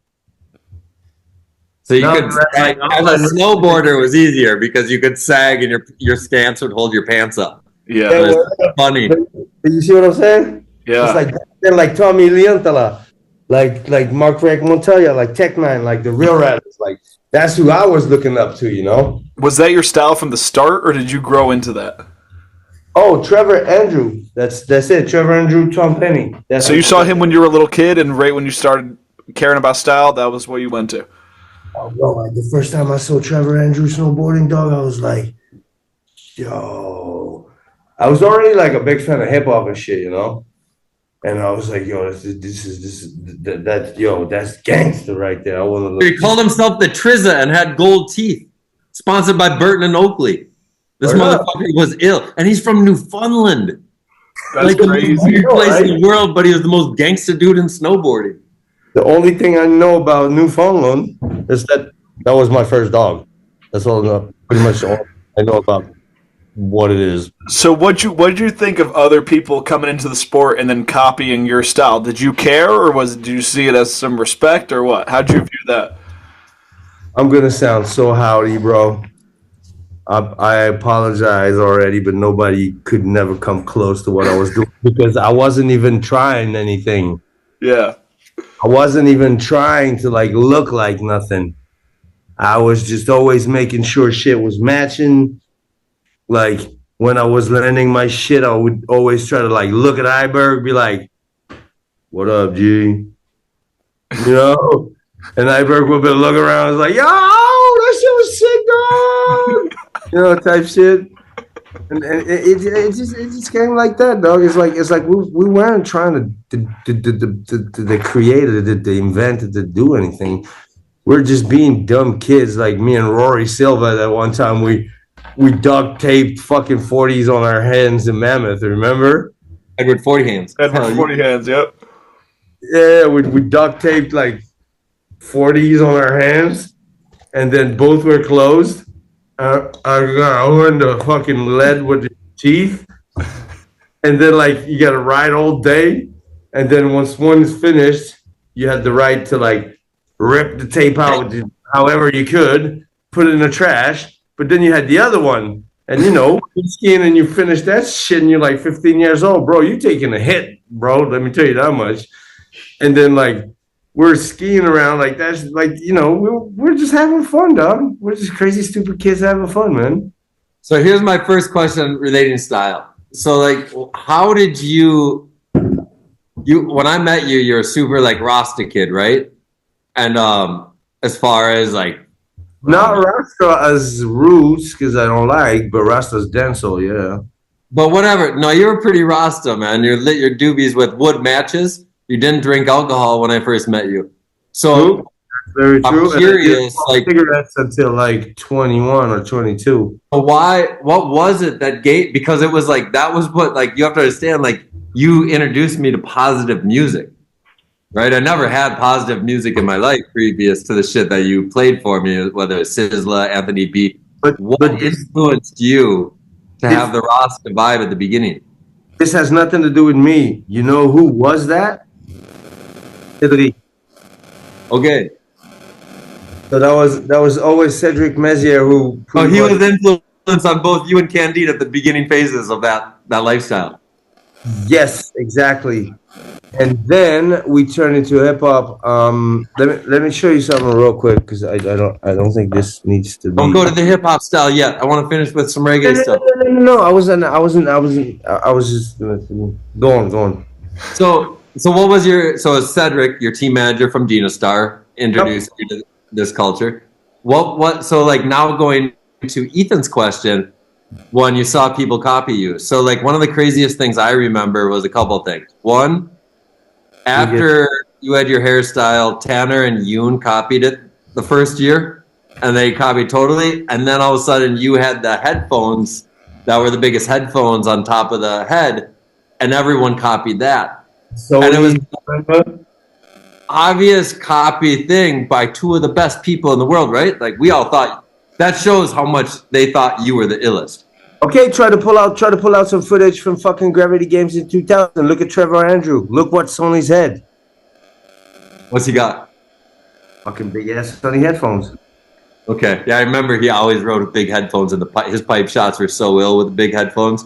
But even Crichton, right? Like Crichton, the next year he went like what Mikel did to influence the oversized headphone style for fucking like maybe 5-6 years straight, even getting Skull Candy involved in the mid 2000s, because why would you ever want to try to sell headphones to kids that are definitely going to destroy it and ask break them? Word up. It's like they'll work, like you want those people sitting on their couch and listening to your headphones. So it was just interesting to watch that. But did you had to have known it was being copied, your style? Didn't give a fuck. All right. You didn't care? Like you weren't like, yo, this guy's jacking my style right now. What the fuck? No, not at all. Cause like I've never felt like they were copying. I just always felt like we're more like a kind of we were all on the same team, dog. Like we were all on the same sponsors and shit. Like it was more like, yo, that's us. That's what we look like, you know. It's more like we're gang, you know what I mean? And everyone was kind of like guaranteed friends at that time, because if you had twin tips on, you'd meet someone from a different part of the world, and it was the coolest shit because you hung out with people that if they went to your high school, you would never hang out with them because they were a jock, they were a fucking preppy person, they were all the different groups that you wouldn't hang out with, and then all of a sudden you're hanging out with everyone. And the early years of skiing was the illest for that. And so it was really fun because then you appreciated other people's style and you respected other people's shit, even if they were totally opposite. And I have a picture of like Mikel and Yoon, like the next year, like when we did 1242. I'll send it to you for a post maybe. But Mikel's like fully thugged out, and then you have Yoon in the nicest tuxedo you ever seen. Oh, I love that. That'd be a sick photo. Yeah. And so like I just see it, and so like everyone, even though they all kind of wear the same shit in 2001. By 2003, everyone went and was their own human of awesomeness. Yeah. I had cornrows. Like And bro, you see what's you know you want to know what's funny, Iberg? I just bought headbands again, like 3 weeks ago, dog. Starting to wearing headbands like all sideways and shit again. I'm a headband fan, man. So I had like cornrows and like headbands over the cornrows and like the full fucking basketball suit. Yeah, it's a blue one. That was more like anthracite, like charcoal. Gray blue. Yeah, exactly. And I was holding the basketball Yeah. because I was street balling when I was younger. Love that shit. And then Yoons on the side, like a proper fucking fat with his fucking suit and his fucking. Oh, look at my scarf. It's nice. It's around my fucking tuxedo. Oh, let me go back to the Alpine racing, and he still got sucked up. Pussy ass Yoon. I hope he sees that. Man, he's selling like he's a hustler, right? He's Swedish. No, you got to give it to him, yo. First of all, like he's an incredible businessman. That's for sure, though. Like you got to give him that. But when your dad owns a company that's worth like more than $1 million, more than $1 billion at the very beginning, and he sells it, kind of helps, you know. He grew up poor was his story. What? Yeah, I always thought that's the story that he told. And he didn't have anything, and he just got race school and then made it like that. That's what I've read. Really? But it makes sense in skiing. Now I got to fact check that one, man. Yeah, You gotta do digging. So we're early 2000s, Ethan. Fucking Mikel is the guy. Like you have Tanner, you have to understand now. It's like 2001. Tanner wins every fucking thing in the world, but still, Mikel is who everyone looks to and goes fuck. So the fun part about Mikel that I need to preface his skiing for anyone who doesn't know him during the time period that we were working together or now. There's a guy, a photographer named Christopher Soremstrom. Is that his name? So I was trying to shoot with Mikel like summer 2000 at Diarbole in Switzerland. Best fucking picture in the world ever. Tu te rappelles de celle-là, the backside air? In the backside air in Sweden? That looked like a real backside air on the snowboard. Super high on that hip. It really looks like a backside air on a fucking snowboard like this. That was that guy. I still try to reach out to him to get the fucking picture, but I don't know how. He's in France, man. So this guy, I was talking with him. I'm smoking and he's drinking coffees. I'm like, where the fuck's Mikel, man? I'm always waiting for him. And he's like, oh, Mikel. He's kind of like caviar. Very, very nice, but not so often. And so I'm just like, oh shit, Mikel's caviar. So my whole life, that's how I've always described Mikel. When someone says, what is Mikel in skiing? I'm like, he's caviar. He's the nicest shit out, but you don't get it that often. Because there's so many stories in our career of working together where he gives you the nicest shit, and then he done, man. He out. Whether winning a competition or getting the shot in the backcountry, he out. He good, man. You got what you needed. I got what I needed. Hey, bro. Yo, Hey, Ethan, you want to know a funny story, dog? let's hear it. No, I'm not gonna spoil the whole thing because we're gonna get to it. But like Tanner and me went back to back 204, 205 on the U.S. Open, because you know they were doing like the dual things, like you know you start against someone Head to head, big air at the U.S. Open. What? Head to head, big air. Yeah, I mean like you go against someone, then you go to the next round, and so on and so on and so on and so on. So funny thing is like that's how arrogant I was when I was younger. Like I looked at, can't say the name, but was my, is Iberg gonna laugh so hard? Say it. You gotta say it, man. No, I can't tell her name because it's not fair. But I was fucking. What if we bleep it out? We bleep it out. Was my team manager, and I was fucking her, and she was like, 14 years older than me. In the morning, she come and got me out of the drunk tank with Tanner. I looked at her and I was like, don't worry, we'll get you back your $300, bitch. I'm gonna win this shit again. Watch me. That's how fucked up I was, bro. That's how fucking arrogant and outy I was. No, this whole weekend is nuts. Okay, we're gonna erase what he just said. Previous. Yeah, I'll bleep it. 2003, 2004 US Open. Yeah, your second win. So Tanner and Mikel, like, we're partying, man. It's like Friday night, and it's hard. It's like we go nuts. Long story short, Tanner and Mikel get arrested at a club with Chris Biolo. And then shout out to Biolo, bro. We had so many fights together, dog. A lot of shit. All right, fuck it. I'm just gonna tell this whole story because it's great to have recorded it. You gotta tell them the whole story.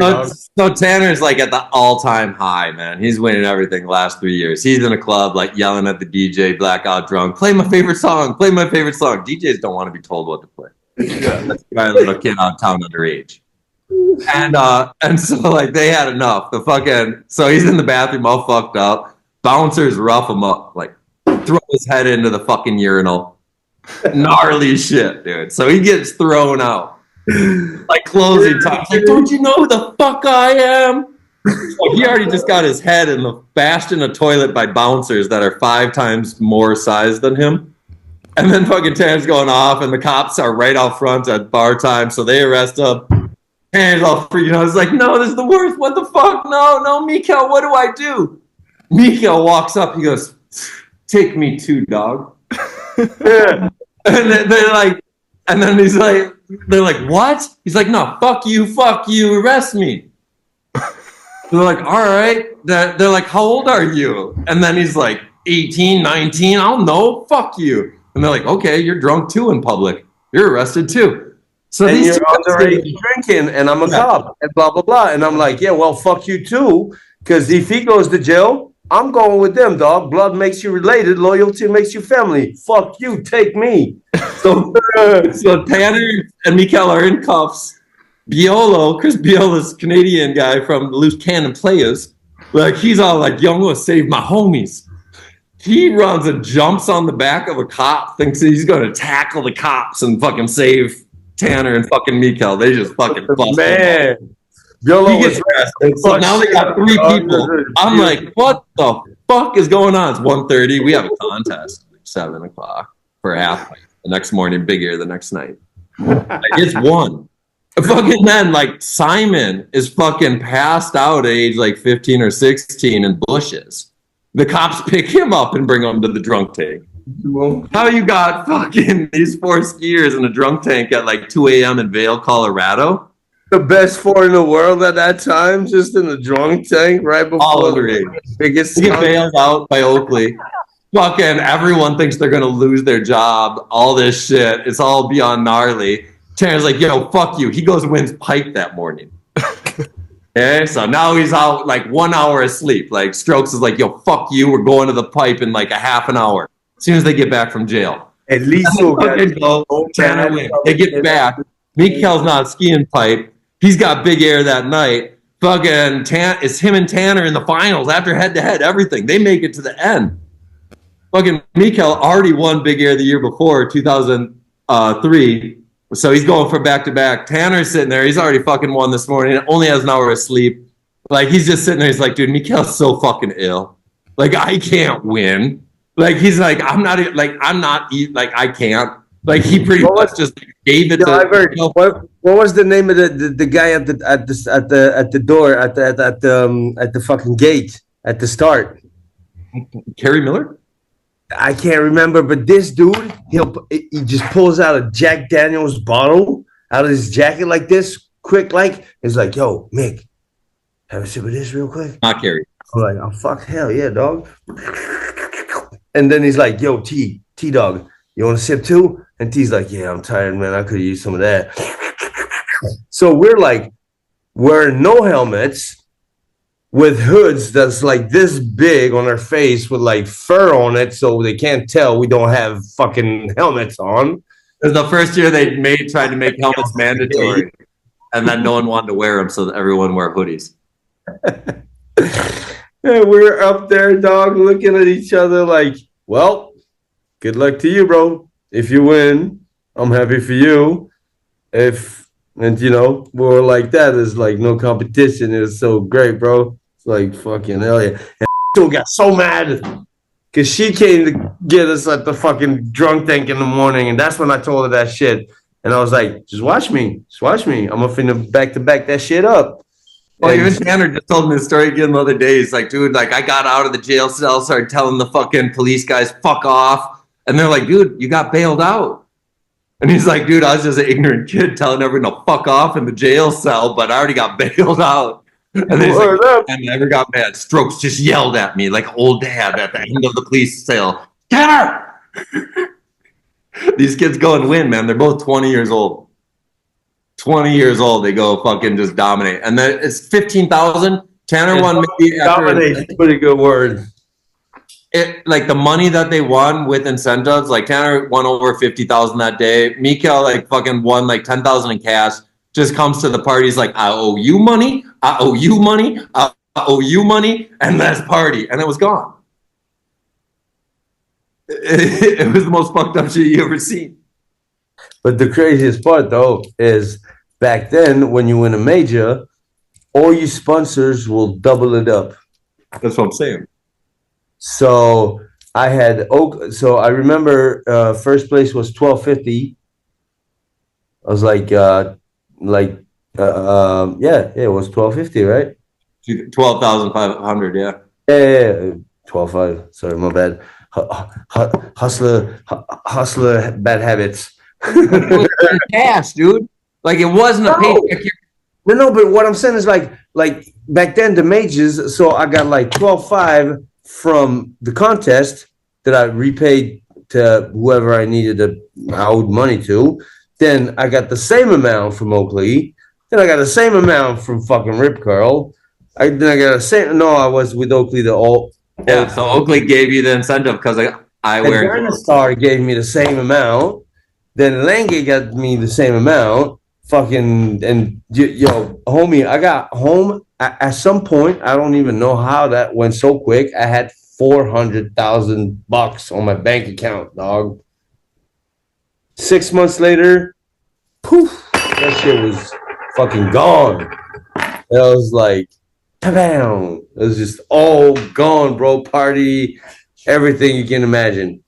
Everything you can imagine. Let me tell you that much. Like we bought cars. Like I had a Ford Explorer special edition in Europe, mounted on fucking 24. No car was this big, dude. We couldn't drive down the roads in his village because a Ford Explorer doesn't work so well in Europe. It wasn't made for these sizes. Like you get extra rims. Like just fucking here's my tire set with the different rims. Gee, you want to take pictures?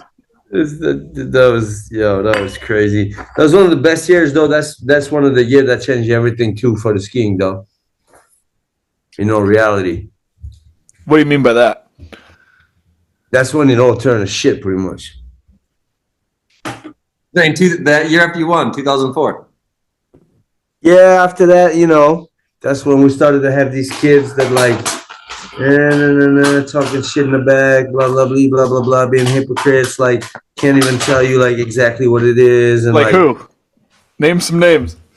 Oh, you shit. Let's get the real deal, man. This is ski history. We got to know what the truth is. And I can give them my address. They can come here. I ain't scared. Who was it? Who was it? Who came in that you thought was fucking up the scene? Yoon Olsen. He can eat a dick. Then there was fucking Simon Dumont. We fought so many times with Simon. Fuck you. I love you, dog. So love. But fuck you. You're such a dick. Then there was fucking all the loose cannon kids I was homieing up with. Oh, not the loose cannon players. You didn't. Oh hell, motherfucking yeah. You didn't like them? Cheers. Oh, cheers. Wait, why'd you bring them up? Were they were talking shit on you? No, dog, they're the homies, Joe. Okay, we were talking people that we weren't vibing. Oh, so with. you did like them. You did like the loose cannon Like plays. fucking Sarah, I love you. Fucking peace out of McPhee. Fucking what's his name? McPhee. Bushfield, Biolo. Bushfield, Biolo, like all these kids, they're the homies. Like they're the motherfuckers that wouldn't give a shit.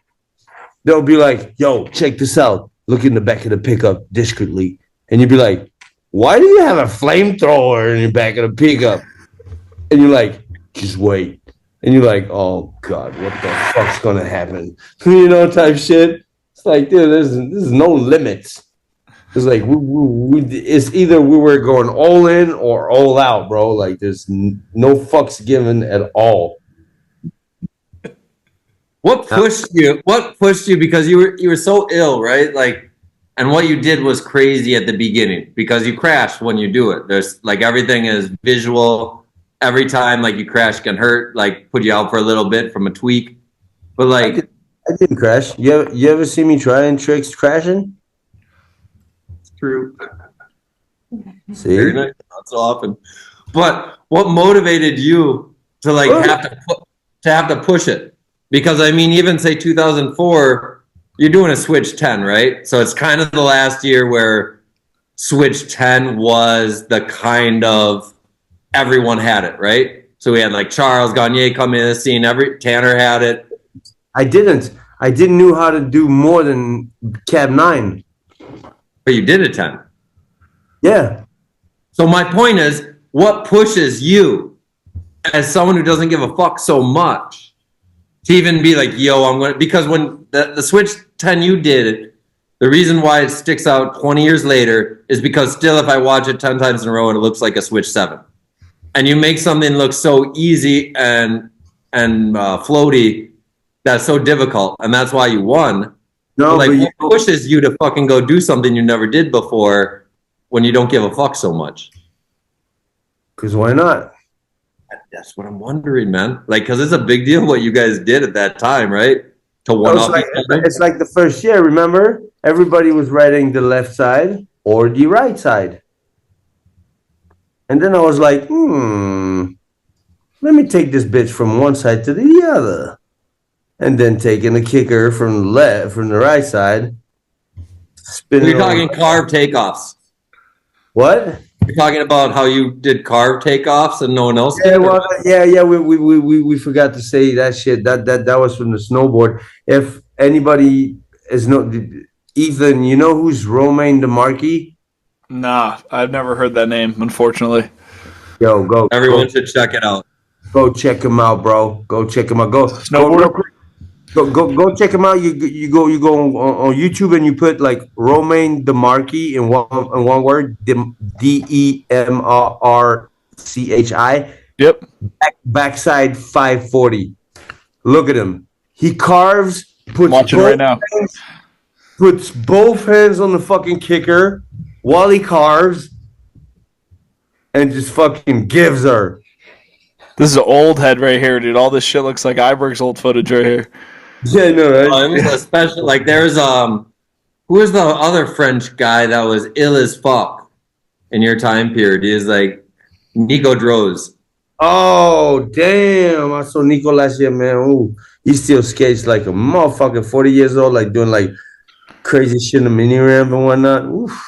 Yeah, and this was like another style. If you guys research Nico Droz, like he like snowboard, snow skate, like fucking awesome style. It was like, I don't know, just these impressions that you'd have because there was no one else like it in the sport, ski or snowboard at the time. You're just like, who the fuck are you guys? Well, to get back to what we were doing and talking about, that's one thing we missed is the carving. And once I saw those guys doing backside rotation on the snowboard, carving on the kicker, once you come out of the kicker, like you're almost already like fucking like this. You know what I mean? Yeah. So because you have to understand in this time period Mikel's talking about, no skier, every skier went straight off a jump. Pop. Trick. Maybe you lean back more, lean more forward, Misty or rodeo. but you were not carving into a jump. Mikel was the only human being in the year 2000 that if you watched it from behind, he would actually carve the whole jump like is more normal nowadays. But no one else. And that was snowboarder inspired? Is that what you're saying? Yeah, totally. Because you know the snowboarders, like when if they spin like switch back or like front side, backside, then like they'll take the kicker like right at the very, very, very possible end to the right or the left, depending if you're goofy, and then like they'll go like travel like really far left, right, land all the way to the other side. Mm-hmm. And that's what I wanted to look like. That's what I wanted to do, and I was like, and that's why Henrik, you know that fucked up rotation Henrik has. That's like you don't understand how that works. You know the one I'm talking about? I don't know. There's a lot of them. I'm not sure which exact one you're talking about. You're right. most of his are fucked up. Yeah, most of his. I love you, my G. You're the best. Anyway, so yeah, it was crazy because like once we were doing this, like that was it's just snowboard, bro. Snowboard. Like when I used to live with Tanner in Park City, like it was Zach Sibbert, it was the Provo brothers, it was Roy Silva, it's Tanner, it's me, Tommy Yantala, and yeah, that's plenty enough kids and some Bozong. And some fucking Nate Bosenuts up in this motherfucker going, oh man. You guys all lived together in one house? Dude, everything was communal back then, man. If you came to my house in Mammoth, every day there was 13 people living there minimum. You know, but we still only had 5 roommates. So at we just sleep in the woods now. Shit's too expensive even to share with 13 people. Well, you need a place to go and smoke all night until you go to bed. Yeah. You know, and so like those houses are the house like gathering points where it's like every day after riding. Yeah. Everyone's around a kitchen table till fucking sleep. Nah, now we just chill in the lot, bro. You just hang out at your car. No one can afford to live in the towns anymore. It's crazy. Continue, Mikel. Oh yeah, continue. You were naming the crew you were hanging out with in Park City at Tanner's house. Yeah, well, you know, so we're like, so pretty much them's the Techmas kids, you know, like Mark Frank Montoya, Tommy Eliantala, the Provo Bros, like Zach Sibbert, like these guys, like, yo, please, anyone watching this podcast, please go check out La Familia, the Tecna movie. You want to see real snowboard shit, bro? Go check out Tecna movies, bro. You got Neil Pro, and you'll finally understand. We wouldn't even have this podcast because you watch this video and you'd be like, "Oh, okay, I see why, how, where, when, what, with whom." You know, or Tech 9 Represent, man. Any of the tech, like you, I think we watched Tech 9 Represent 8 million times. And bro, then, like, I still have 3 bandanas upstairs. I have an Advita one, I have a Tech 9 one, I have another Tech 9 one.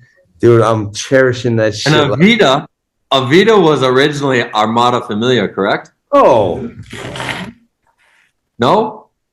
I know. I knew. I was asking you because I forgot about Armada Familia until this conversation, because Armada Familia was a French or Swiss snowboard crew before Armada skis started. It was French.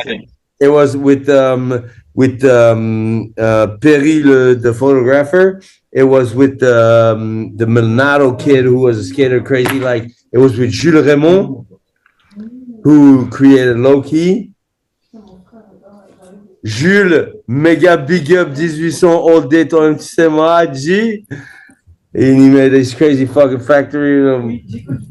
Dude, it was crazy. Like these kids, like I was sponsored by Advita once they became Advita, because before that they were Armada Familia, but Armada bought their names, so they became Advita with the 2 A's that look like Anonymous Alcoholics. Dude, I can run and grab a fucking bandana. No, it was fuck. I just wanted to tell this story because I thought it was really unique because I found it out because I knew. Sponsored on there ever. Like, think about this though. This is how crazy it was when we started Armada. Like, there was a crew that was super ill in France that had the name Armada Familia, and they were so dope that they had the to name come up. Armada was already taken. Oh yeah, Yes. Armada bought their names from them. Wow. That's crazy. Okay. So the name was already... a fun side note for history of the sport. I gotta pull out a fucking hard drive. Yeah, I got some Armada Familia DVDs, man. Yeah, but bro, you remember that picture on me on the wall ride? The wooden wall ride? With just a fucking Advita bandana with a t-shirt, nothing else, and the fucking pants, and just fucking super high, like 90 degrees on the fucking wall ride like this. You know where I saw it? Nah. Damn Hazen Boys, Volume 4. Gang. You already know the vibes. Yeah, the one with the vagina. Henrik's intro has been taken down off it. I'm getting too hyped up in this motherfucker. Give me a second. Wait, yo, so the name Armada wasn't even completely original. Well, we didn't know about it, to be honest. Okay.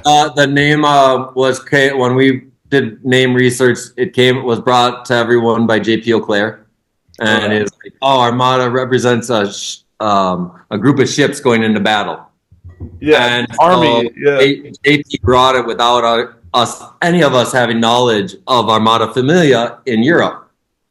But then I guess, I don't know anymore, but I guess they were big enough or trademarked or something in their country that something needed to be dealt with. And then they changed. But they're a core snowboard crew from France that had the name originally. I'm here, boys. I'm listening today. Dude, this rabbit hole goes deep, and it all leads back to snowboarding. That's wild. Cause fuck skin. Yeah, I'm getting too crazy over this shit. I'm gonna need fun, man. It's so fun to talk old skiing with you. Let's switch it up. I mean, you already kind of mentioned it. What's the most you made in 1 year off of skiing? Me?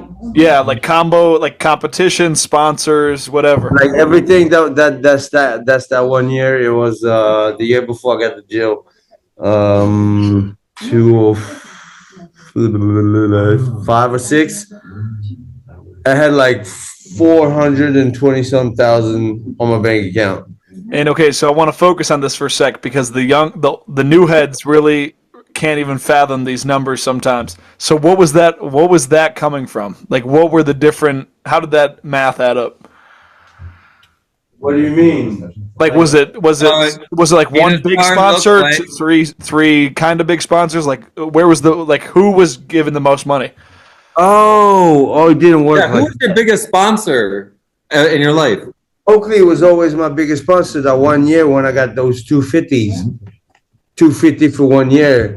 They gave Tanner 250, they gave Yoon 250, they gave Simon 250, they gave me 250, and they gave I think Pep 250 or something. So Oakley was paying out over $1 million a year. These guys were all head to toe. And they swept every podium from big up Greg Strokes because he obviously knew how to pay the right people. Because if you look at 2002 podiums, Oakley Eyewear, Oakley Clothes. 2003 podiums, Oakley Eyewear, Oakley Clothes. Every opening segment and closing segment of major films, Oakley Eyewear and Clothes. Like what Strokes got Oakley to invest in our awesome sport was straight individual winners. Right? Because as Mikel's nothing like Yoon, who's nothing like Tanner, who's nothing like Simon. Yeah. Who's like, it was wild. But I just want to fucking... Correct me if I'm wrong, high grade, but like it would have been like we were the Sean White at that time, but by different, it'll be a rocker Sean White. It'll be a hip hop Sean White. It'll be like a Rasta Sean White, and then it'll be like I don't give a fuck, whatever bum. Yeah, because all those guys cost less than Sean White, and it was a team of diversity from other countries. All I'm saying is like, correct me if I'm wrong, but that's how it was.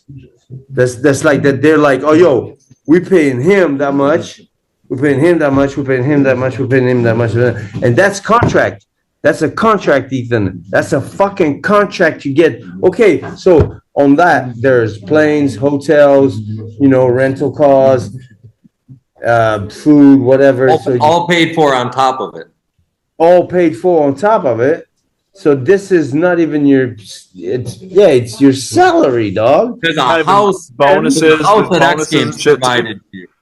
There's a house at the US Open provided to you. There's a house at every Red Bull. A fucking swimming pool inside of it, bro. Like $10,000 a night houses for all these kids. And how old were you at the time that you're getting all this money? He was 21, 22. Damn. Yeah. That's what's up. And you guys are living like rock stars, dude. The game has changed so much now. You're not hearing about the whole, podium for X Games getting arrested the night before, then going out and winning. That shit does not happen anymore. Yo, bro, you want a fun fact? Yeah. Let's hear it. We got invited to that Yoon Olsen kind of thing where the best pictures. I'm sorry, this sounds so fucking arrogant and shit, but like the best pictures, the best ever picture in skiing as far as freestyle, pure freestyle snowboard goes, is my picture from that guy Fredrickson doing a fucking backside there on top of that hip with the do-rag with the both fucking dingalings hanging on. And like, we got invited there, bro. I got home 3 weeks later, took a slap in the face from my mom's while I was like 20 some already, because I spent 6,000 and some bucks in one night in a bar. One night, one bar, bro. Like how the fuck like how they, and we weren't even drinking like Dom Perignon or some shit. No, but one bottle when you buy the Magnum, that's the half of the size of your body is 2,000. And if you have a crew of 20 people and you buy 3 of those bottles, there you go. That shit was fucked up, That's bro. wild. Okay, Mick, we're kind of like at your fucking max peak in conversation of athletic performance. Yeah. You're making all this money. You the shit on Dena Star. Well, hold up. We never got the final figures. We got the Oakley numbers, but were there any other big sponsors that year? Any energy drink that year? It wasn't a thing then. No Red Bull? Nah, it wasn't a thing then. Not yet. I think I just missed it for like 2 or 3 years. So Oakley was the top that year. That's our conclusion. Oakley was the big. I was Oakley everything. That's the thing. I was Oakley everything.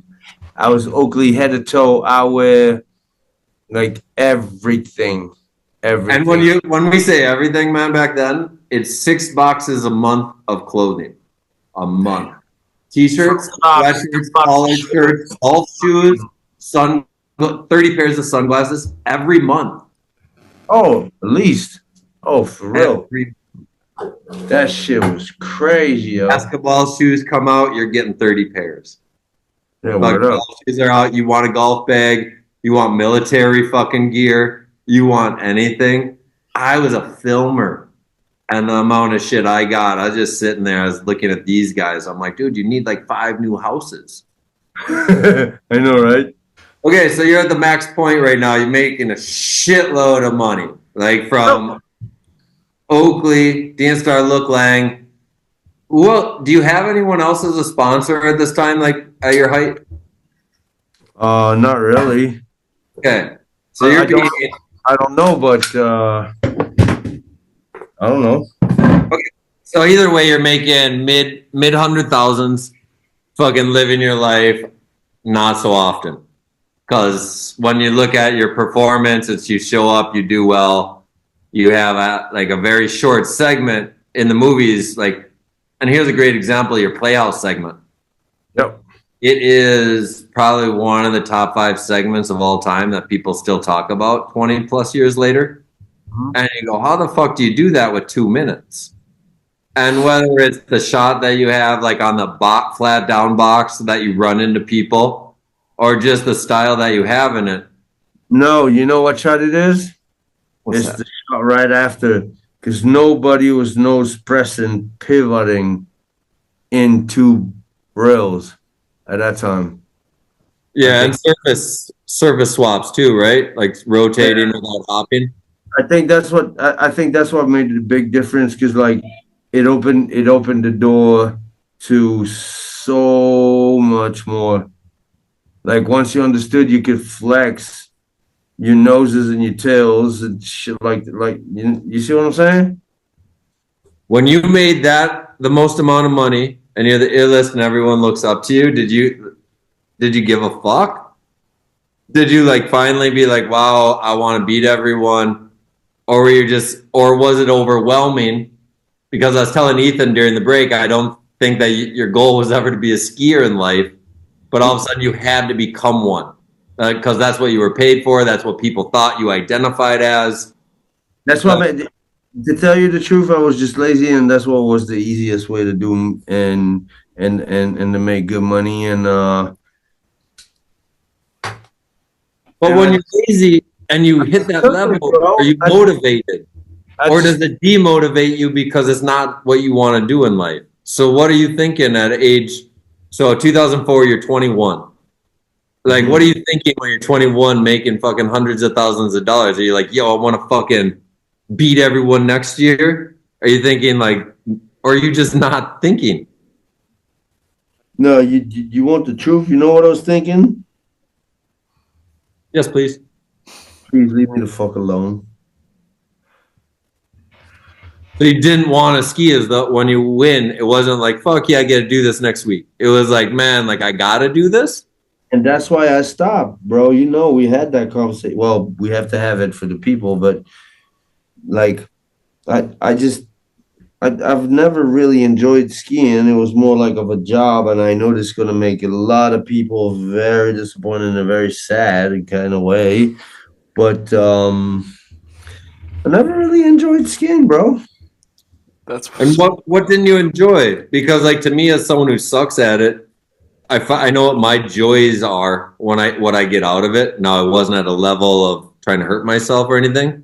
I enjoyed asking all these questions to you about like visuals and this and that and that and this and this and that. And now I get to go to have expositions, and I've touched my first camera not even 2 years ago in some of the biggest expos in Switzerland and in France, because I loved asking you how would the camera work, how would this, how would that, the same way you would always ask me like, oh, what's this about, skiing, what's this about this or that.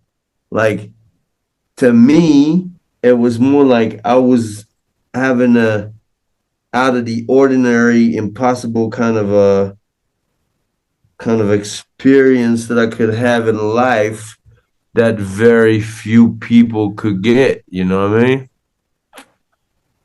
Well, was it fun for you? Like, because I'm just wondering now to the build up, right? We're gonna get to jail and shit like this.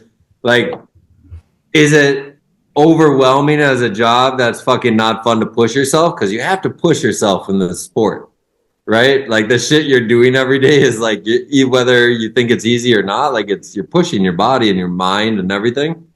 Like, is it become not fun at all? Like when you have to be awesome?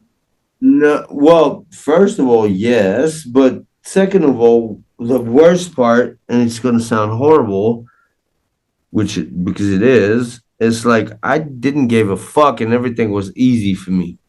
Like, I see all these kids, like all these gymnastic kids. That I'll take him now. Like, come on, bro. Come on, boy. Let's go. We'll do a 40-degree declivity on fucking Celsius shit on a shitty ass snow. I'll fucking wait for you 10 minutes at the bottom of the mountain. You know what I mean? But these guys know how to do fucking triples and all that shit, which I don't.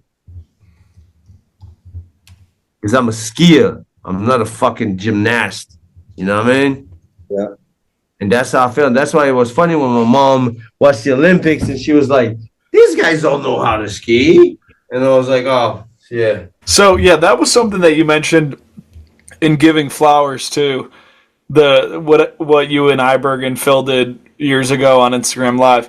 You never really had to practice your tricks. You kind of just always got them, right? I don't know. Everything was easier for me than it was for the others, and it's unfair.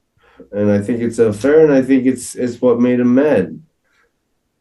You feel Here's a great story on this one quick. So we're filming 1242 in 2003. We're in Jackson Hole. I'm with Tanner and Mikel. And we go up and we build this awesome jump.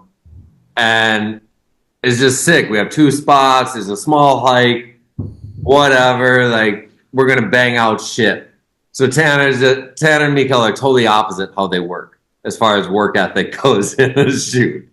Yep. And so Tanner's just like, wow, I'm going to do this. Well, Tanner fucking gets his first thing, either cork 360 no grab or something, or a switch 5. And Mikel does his laid out rodeo 7 off a fucking rock cliff with no kicker. It's flat takeoff. And he stomps it. And then he pulls out his Ghetto Blaster backpack. It's got big speakers on it. We're in the backcountry. We don't have beacons or anything like this. And then he has a wood bowl there. And he starts making a Caesar salad. And Tanner's like, yo, we gonna hit this shit again? And he's like, nah, dude, I got my shot. Oh, good. Now we go to 1242. Tanner got a switch 9 that day, switch 5, and the cork 3 with no grab. And he fucking climbed that shit maybe 30 times to get everything. And fucking Mikel just got 1 shot first hit and then made a Caesar the whole day. And that drive Tanner nuts or what? What's that? Did it drive Tanner crazy? Well, it's who Mikel is. You know, it's it shows exactly the laziness that he described. You know, I think it's even on the intro of one of your Playhouse movies. It's weakness is laziness as your categorization. It is. And that was Phil's idea. And he asked me, are you okay with this? And I was like, yeah, that represents me pretty perfect. So, no, that was just a story to kind of show where he was at as an actual person that we hung out with, because it was motivating, you know, and it was a good friend. But at the same time, there wasn't the same effort that was being put in.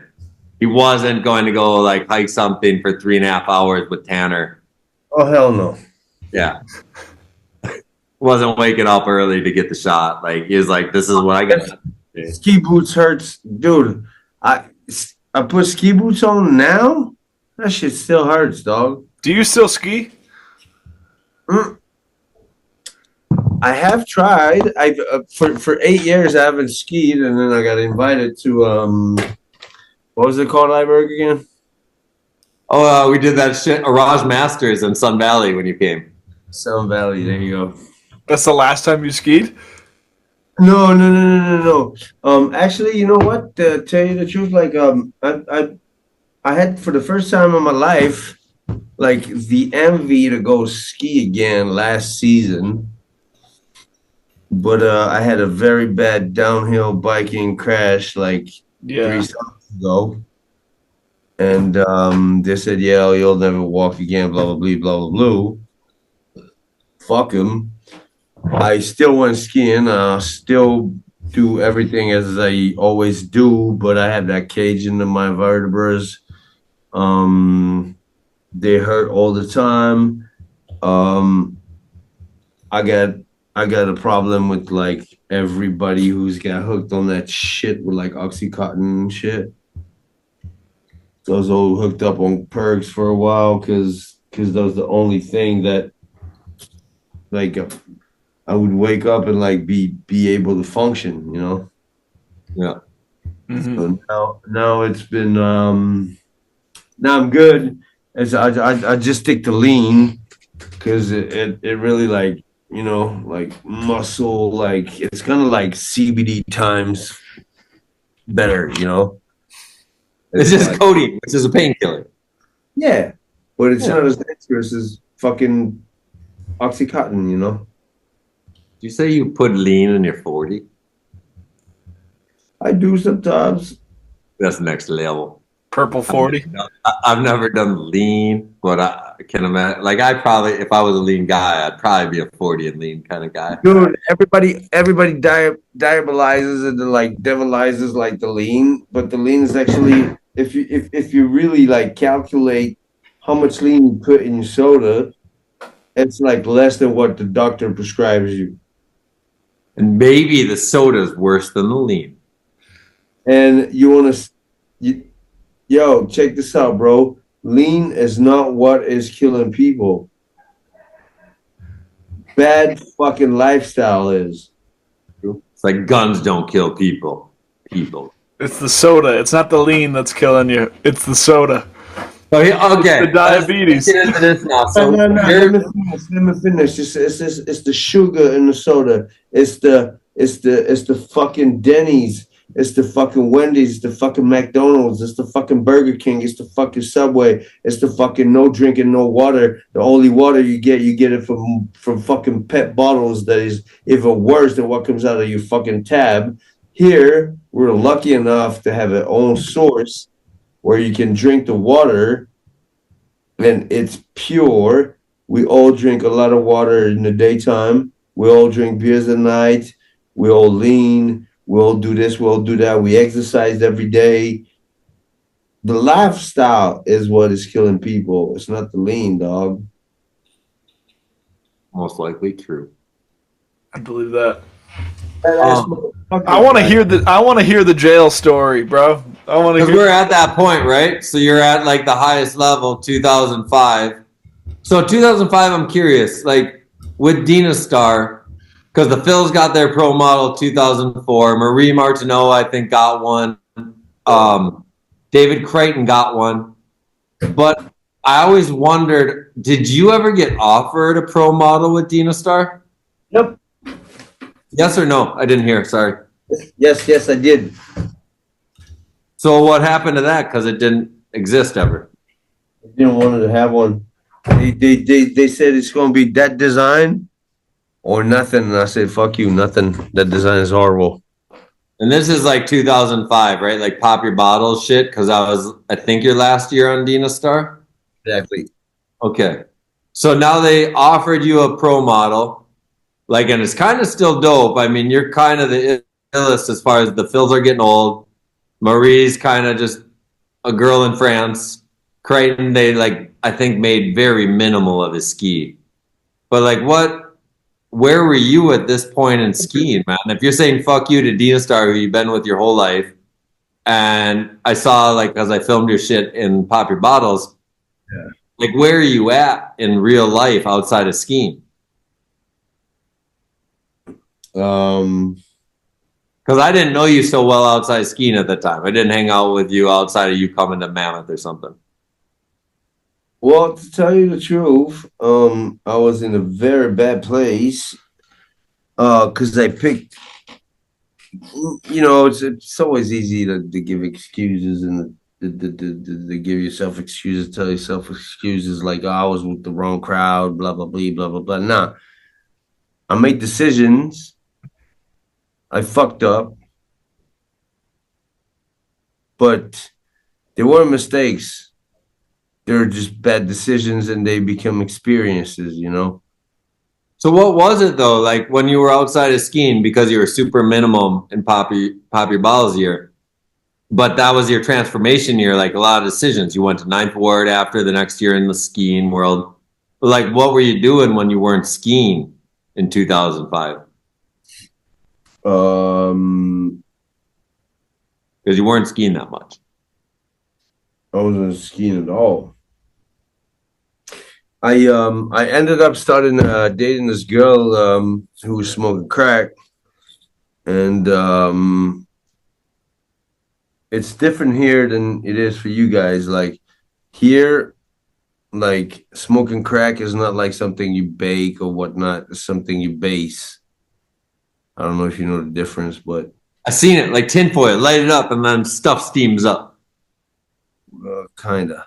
Okay. You Not a gotta, pro. nah, but just whatever. It's like we smoke it a different way, like way pure. And then I started smoking crack with her all the time, and then we got into this fucked up place where like for the and you know me, Iberg, like I assume whatever. If I fuck up, I say, all right, you know what? I fucked up, dog. And I'm gonna try to make it as quick as possible and as short as possible. But we had this party, and this little kid who's good friend with my girlfriend at the time, this little brother. So my girlfriend's little brother is a good friend with him. Some of my like he says something, to some of my homie gets head butted, and then next thing you know, he goes and says I did it. So now I have all these fucking Albanians on my ass all over the fucking city following me with cars and shit. But remember, I had Romeo at that time. So there's a lot of Albanians in Swiss in your village area in this time period, or that are immigrants or something. I'm just curious because the only time I heard Albanians is Back to Future, when they came after the uranium. Yeah, but those villages are not villages anymore. No, I'm just curious because Albanian. I've never heard Albania before, so I'm curious. Is there Albanian like cliques, immigrants in Switzerland? Oh, dude, they got the gangs biggest, or whatever. Yeah. yeah, they got the biggest mafias here. Okay, so I just was trying to learn a little bit. Yeah, Albanians have the baddest clique, and like they compared to like that to I don't know, I don't have an example, but to another gang. I feel like the equivalent would be like the Italian mob in America. They're the most organized, at least in America. Well, yeah, okay, okay. On that point, maybe you're right. But the thing with the difference between Italians and Albanians is Italians have values and morals. And the Italians don't. All right, you're a flip flop. Yeah. Albanians are fucking retarded. So let me tell you that much. Albanians, they'll be the type of dude where, like, let's say you get into an argue, let's say, all right? So imagine I'm Albanian, you're you, and you're like, yo, man, look, the fuck you talking to my girlfriend for? And you will go like, hey, man, look, I don't want no problems. And I'll be like, what do you mean problems? And you're like, dude, I just said like I don't want no problems. Oh, okay. So there's a problem. I see, And like they always search for that shit, Yeah. And then next thing you know is like it's like, first of all, I'm sorry for all the other Kosovo Albanian kids that are smart or whatnot. Like there's a majority of fucking idiots. Unbelievable. Like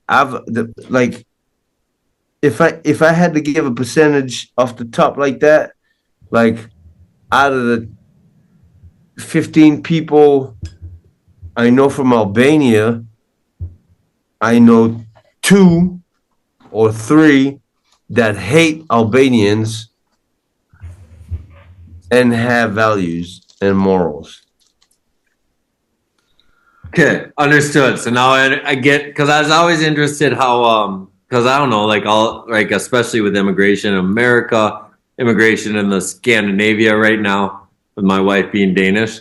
I study human migration, so I'm always interested. Like even in Minnesota, we have the largest Somali population outside of Somalia. So I'm interested how people end up where they end up and then what they got to deal with. So that's why I wanted to go on that one. So you're at the next morning. And you want a short, quick like? Fucking Albanians, they have no respect for nothing. No respect for women, no values, no morals, no honor. Like they'll snitch on each other, like all that type of shit. Like they're pieces of shit, bro. Like Yeah, they have I've never met no one. fucking morals. Never met one.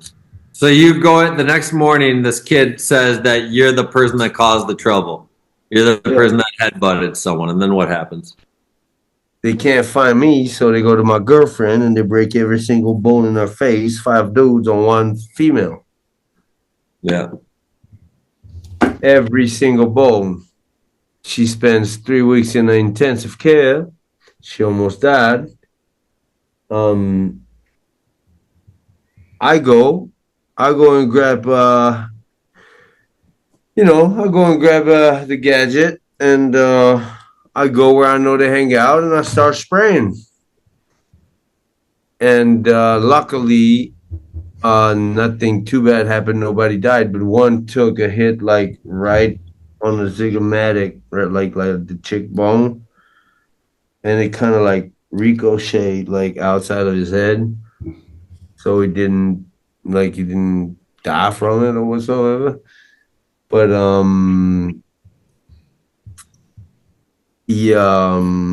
sorry, I just haven't talked about this for. Yeah, no worries. And if you don't want to, you don't have to. No, it's fine. It's just I haven't had to think about it for a minute.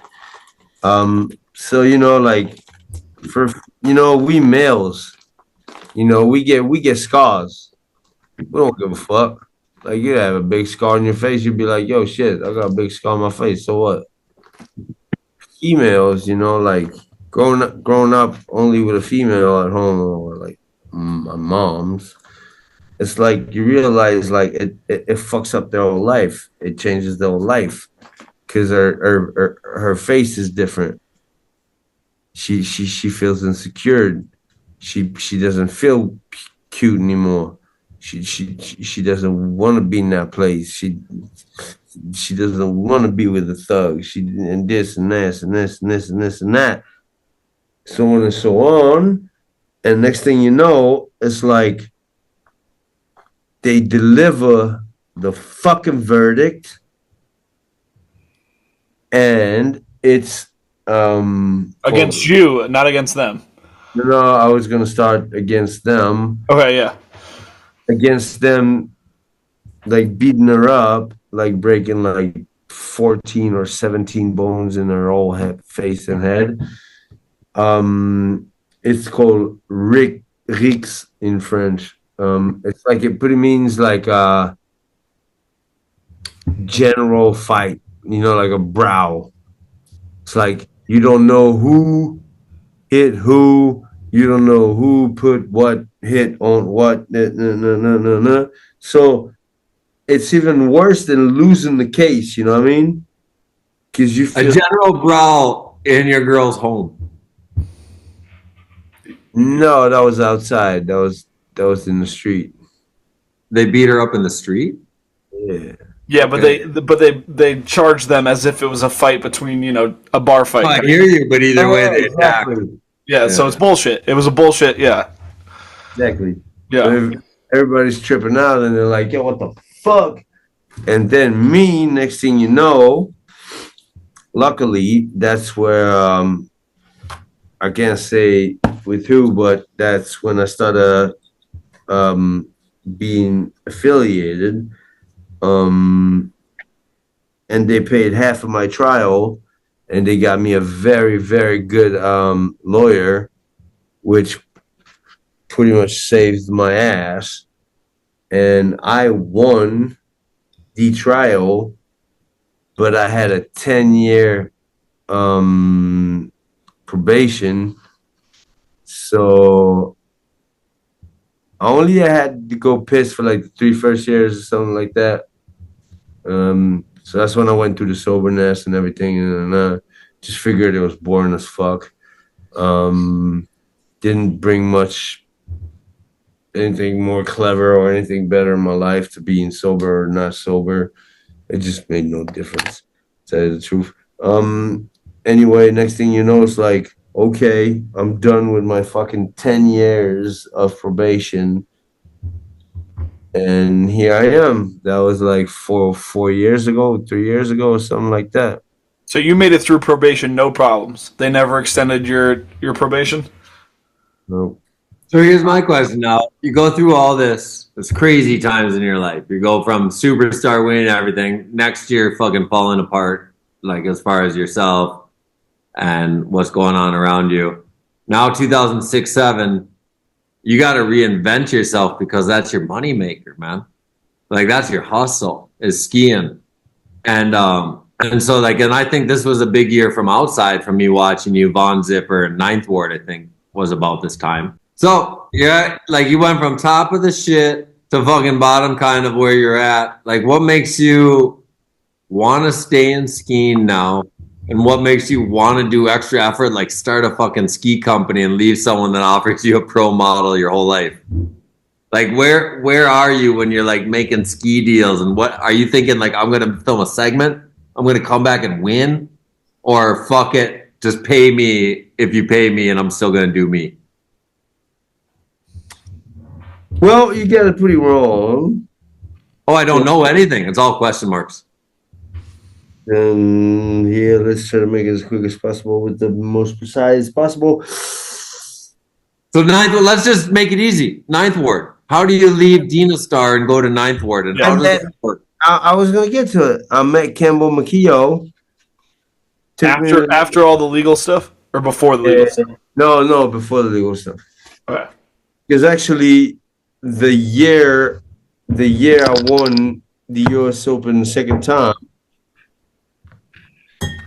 I was already dealing with like leaving Dena Star. True, because you always rocked a Ninth Ward skateboard. Yep. Okay. And then I met Campbell Mickael. We discussed a bunch of different things. We went to New Orleans for a while. We said, well, you know what? Let's make our own skis. Fuck it. So does he offer you money? Because there's got to be money on the table from Dena Star, right? And so when you're leaving, are you leaving because and then you need money in life? Yes. How are you, what makes you want to start a ski company? Do you have so much money in the bank you can invest? Were you an investor? Nope. I asked Dena Star like, oh, I get this offer from this company. Top it. And I'll stay. Did you make up a number or was it real? No, everything was real. Like, you know me, I don't play that kind of game. Well, I don't know. It seems like a game to play with a company like that. So I'm curious, did Ninth Ward actually pay you that number ever? No. Okay. I've never got a fucking dime from them. So let's say Dena Star never paid you at all? Dena Star paid. He's saying he went to Ninth Ward right now for a number that Ninth Ward told him they would pay him, but he's never been paid from Ninth Ward. That sounds just like the Bellinger episode where he had to make a workaround. Anyways. Exactly. So I'll try to go to Dena Star and tell them like, okay, so here's Ninth Ward. They proposed to me this contract with that much amount of money. Top it off. I'll stay with you guys. And they said, no, you can fuck off. So I said, all right, I'll fuck off. I'll go to the Ninth Ward. And so that's right after all the legal troubles. Exactly. The ski world kind of knows what's going on with Mikel.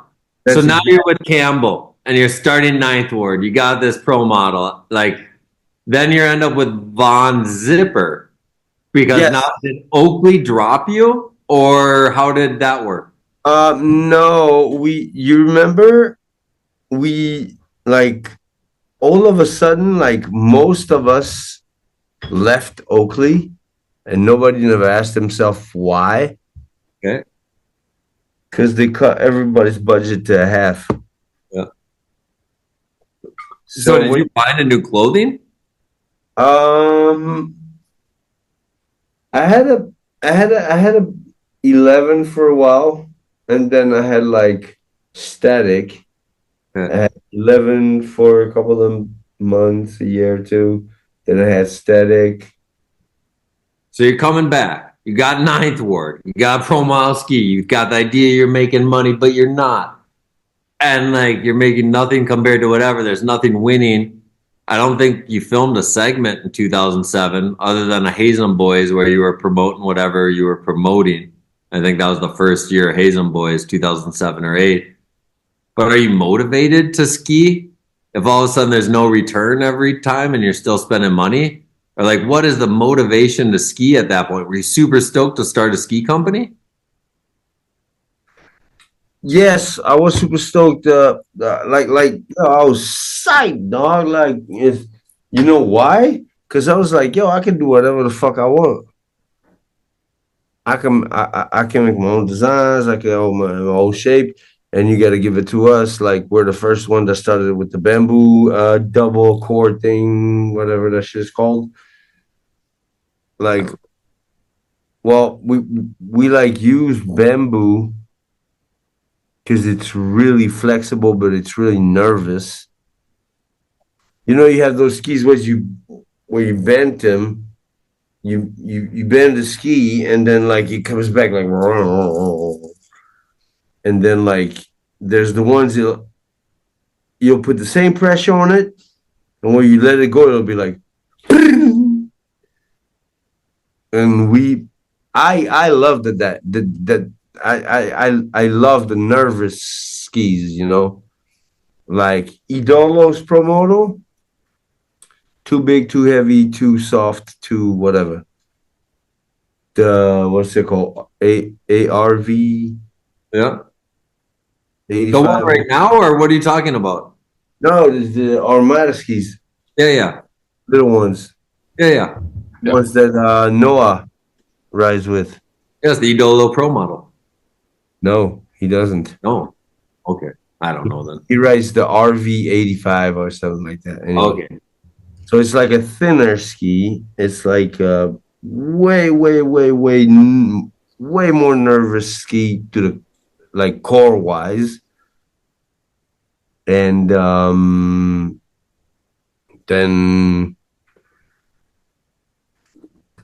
I don't know, man. Like I was like, oh, I can actually make like a ski that'll be perfect, you know. Yeah. So were you stoked on going and like were you over contest at that point? Were you like, I'm not invited or I'm not going, or what was your idea on contest when all this begins? Oh, I wasn't able to leave the fucking country, so okay. And so when you, let's say after your first year, the money's not coming in, like is it still as fun or is it a stress now? Because now you're at like 4 years of not maybe getting what you used to make as a little guy. Well, to tell you the truth, like even when I was fully loaded with skiing, I'm gonna confess something to you. Maybe you'll cut it off later because maybe I could get in trouble with that. I don't know. Right. I actually don't really care. I've been hustling my whole life. I love that shit. You remember when we used to buy like ounces and shit like back then, just for a personal, personal smoking and shit. Like I'd always hustle somebody for like something, you know. Yeah. And that's my shit, yo. I'm a carnifolk, you know. It's in my blood. So you always had a hustle going on where it wasn't like you thought you were missing out on anything because you were still surviving. Yeah. Exactly. Tell you the truth. Except that time I had like $400,000 on my fucking bank account. Like my life was way easier when I was just selling dope. You know what I'm saying? I do. And you know what I'm saying? I have to pee something awful and I got to go get 2 more beers. I got 35 to 45 more minutes. Let's take a 2-second timeout, pee and beer, and then when we come back, let's do Ninth Ward and Henrik. All right, perfect. And we'll wrap it up. All right, let's do a quick pee break. When Pete Kukov hit you up, did he DM you or did he comment? No, he commented on the video because we posted all the fucking reviews on Off the Leash reels. Yeah. And so on his individual reel review, he's like, dude, you don't remember me? Oh shit! I'm gonna have to go find this. That's so funny. There's only 2 comments, so you can see it, and his name is on the post. I was just thinking about that while I was going pee. Yeah, we'll bang this out. We'll do Ninth Ward, E-Dollo, and then we'll wrap it up. Oh, there'll be more. You gotta grab your kids. Come on. What about Kia Bamba? What about fucking... Yeah, dude, we haven't even got into Kia Bamba, Cali P. This is the guy who introduced Cali P to the ski world. What Okay. about Hey, people on New Schoolers. What about People on New Schoolers were been asking that, Iberg. People on New Schoolers wanted to know how Cali P came into the mix. But we'll get to that. We should probably go back to it because this is 2004, 2003 that he brought up Cali P to the ski world. So let's go rewind quick. We're going to Cali P, man, because you are the guy who introduced us. And I think you deserve to tell the story for all the people because you also introduced, not only Cali P you introduced us to, but you also introduced us to Kia Bamba. And then still the lineage and now we have, Nico, fucking Sven's little brother, Kia Bamba. I don't know what's out there. So can you kind of tell how you brought Cali P to us and our ski movies and stuff? Because I've worked with them still to this day, 20 years later. Talked to him last week. You're the guy who introduced me. So how did that come about? We were making dub ski. We're all stoked. Fucking love dance hall together. How does Cali P come into my life and into this? Wagwan big eso, Pierre. Ça va, mon frère? We met up with Pierre, with Cali P, simply through pure coincidences, because we all take the transportations in Switzerland because it's quicker and it's easier if you're a smoker, drinker, whatever. You can work in the train, Trains are always on time. It's not like France or whatnot. Why are you laughing? It's for real, bro. Because Swiss is on time, man. Swiss watches. On top of Every train and tram and boat was on time. So I meet him. I start talking to him. Then, next thing you know, there's a guy from Brooklyn Zoo that showed up. Buddha monk. Really fat dude. Brooklyn Zoo. Old dirty bastard. Buddha monk. Check him out. He was hiding in Switzerland at the time. Yep. By the way, fuck Wu-Tang. You know why? Yeah, I said it out proud and loud. And Henrik, you're going to hate me for this one, but fuck Wu-Tang. Because you know who the only person that visited ODB when he was in jail? The cow. Method Man. Okay. He was the only one in 2 years that visited him. You know all these facts? Yes. Okay. All right. So now we said fuck Wu-Tang. My question. What were we talking about right before that? Oh, Cali P. We're talking about Cali P, bro. Well, Cali P, was like we were together, bro. Come on, Iberg. We were together. We went to the fucking Vigne's house. We went to fucking Sven's and fucking Mika and everybody's house. Who did you meet first? Did you meet Cali P or did you meet Kia Bamba first? Tell you the truth? Yeah. Can't tell. I don't remember. Because the whole idea is the intro to Tanner and I's film in 2004, Dubski 106, is Cali P with Kia Bamba in a studio in Switzerland. So, and then it's a song that has all the skiers' names in it. So this was the first time this was done, and it's called a dub plate to a pre-recorded song where he changes the words to our names, and we got to pick the beat, which was a Mobb Deep beat. So as a filmmaker, I was like, no way, I get this Mobb Deep beat burn, and then I get this new artist no one's heard of, and then they get to say all these kids' names in the intro to my ski movie. So like I don't know, Mikel introduced me to the dub plate, but and then like yeah, like so it's I gotta ask him. I gotta ask him. Oh well, his phone is off. yeah. So I just want to say it like that because with Mikel, like he brought so much culture like to us. Like I didn't know what a dub plate was. Ski movies, everyone's like, what? They artist said the skier's name. That's never been done before in ski movie history for 100 fucking years.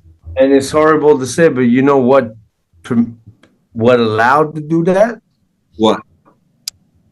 Guess what? What? Hustle, selling dope, meeting artists. It's just shit like that, you know? Yeah, because Cali P was a ganja man. Because Cali P was a ganja man back then. You know, I used to sell dope back then, and you know, one to another. So Cali P came in the mix just through a connection through selling dope. That's it. Well, not that simple, but More or less. more or less close enough. Kind of friend of a friend type of thing. Yeah. But it worked out so sick, man. Like when Tanner and I saw this video of him singing a song with all our skiers' names in the movie in it. And Dude, we're like, I got Royce the 5'9" on the fucking video. I got fucking who else? what he's saying is like with the DVD or the normal movie, we had commercials. And Mikel was going to all these concerts and he'd meet all these people. And then he'd be like, yo, I'm making a ski movie. It's called Dub Ski 106, like a radio channel. You want to say like big up your list now watching Dub Ski 106? And he got Royce to 5'9", right? From like Detroit, like one of the illest lyricists ever. He got like a couple, I forget. Oh, you know, Ethan, you know Roy, you ever heard of Royce the 5'9", right? I don't think so, man. Well, it's like the guy who Eminem So was. Eminem proof OB tries Royce the 5'9". Yeah, like one of the illest lyricists. Okay, I'm looking him up right now. One of the best rappers, if not the best, out of Detroit. All right. I see him right now. I'm looking him up. Either way, Mikel is introducing us as a Swiss guy to all these different genres, all these people. Like, yo, we got to get into this, dude. You asked him about energy drinks? Yeah. Crunk Juice.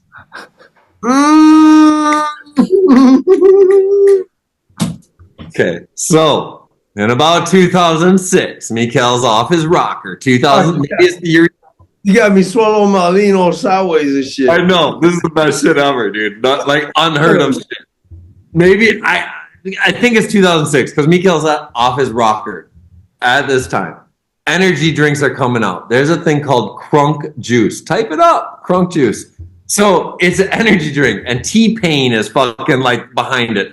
And he was Lil Jon and the East Side Boys, Lil Scrappy Trill. oh, Lil Jon, East Side Boys. Okay. Lil Jon was doing mixtapes with Oakley. Hey. Like, it was next level. So Lil Jon was having always Oakley's on. He had Crunk Juice just released. He'd only drink it out of a gasoline tank on stage, right? So everyone in Atlanta, when Atlanta's the illest shit in the early 2000s, mid 2000s, like they're all on Crunk Juice. Well, energy drinks is big in action sports. They get in. They find Mikel. How Mikel? Because it's about like, dude, everyone's involved. We're about to get Lil Scrappy. If you don't know who Lil Scrappy is, he was huge.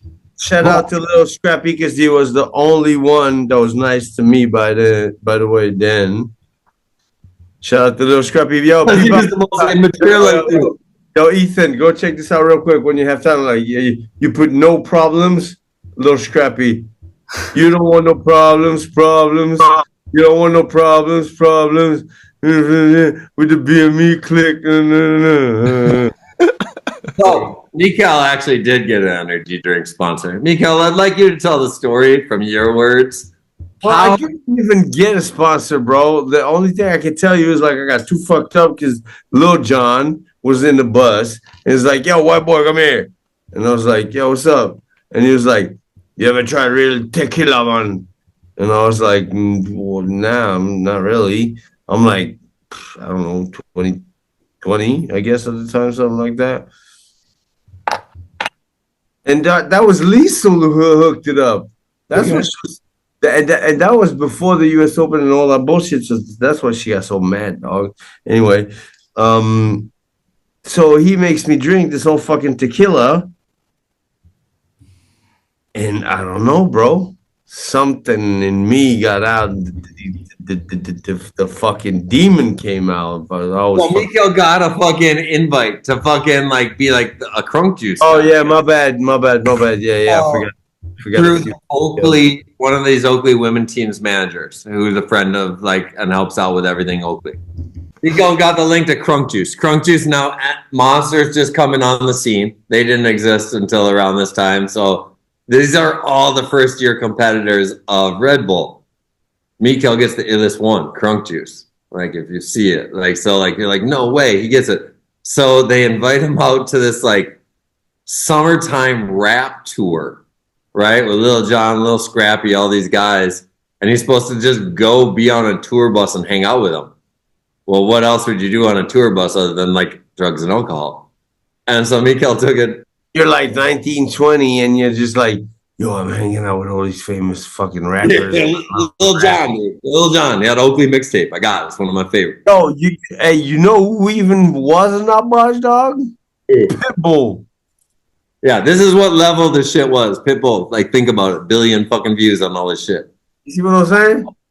And the only dude that shared his fucking, when I used to still eat the homies, the only motherfucker that fucking shared his fucking KFC with me was Little Scrappy, dog. He was mad nice to me. He was like trying to tell the other dudes, like, yo, stop fucking with the white kid. Like, just leave him alone, yo. Either way, Mikel got fucked up his first day, and it was a one and done day for his Crunk Juice. You pissed off Lil Jon?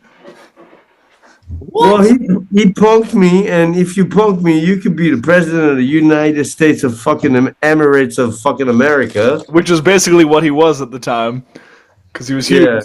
Still didn't give a fuck, told him to fuck off. Candide, Lil Jon, he's got a list of fuck yous. Epic. An epic list of fuck yous. Maybe the best in skiing. Those are two pretty good ones right there. Oh, and bro, we're missing so many. Yeah, we are. It's nuts. I can't believe our time is so short. We should get in the fucking Henrik. So how do you meet Henrik and where? I meet Henrik in Demonium summer camps. He was coming skiing in Switzerland at the Diablerie Demonium summer camps in Zermatt because he knew I was there pretty much. Oh yeah, so he was a super fan and tracked you down? Well, I was coaching there. I know, but you know, as a Henrik, as someone who's a study of the culture and fucking knows everything, he knows where his idol is coaching. Yes, it's like you go to a Whistler summer camp in America because your idol is coaching. Exactly, the exact same thing. So that was yeah. He pretty much came and you know, like I was coaching him. We clicked right away. Like he came with the same type of swag, with the grills, with the hat, with the everything.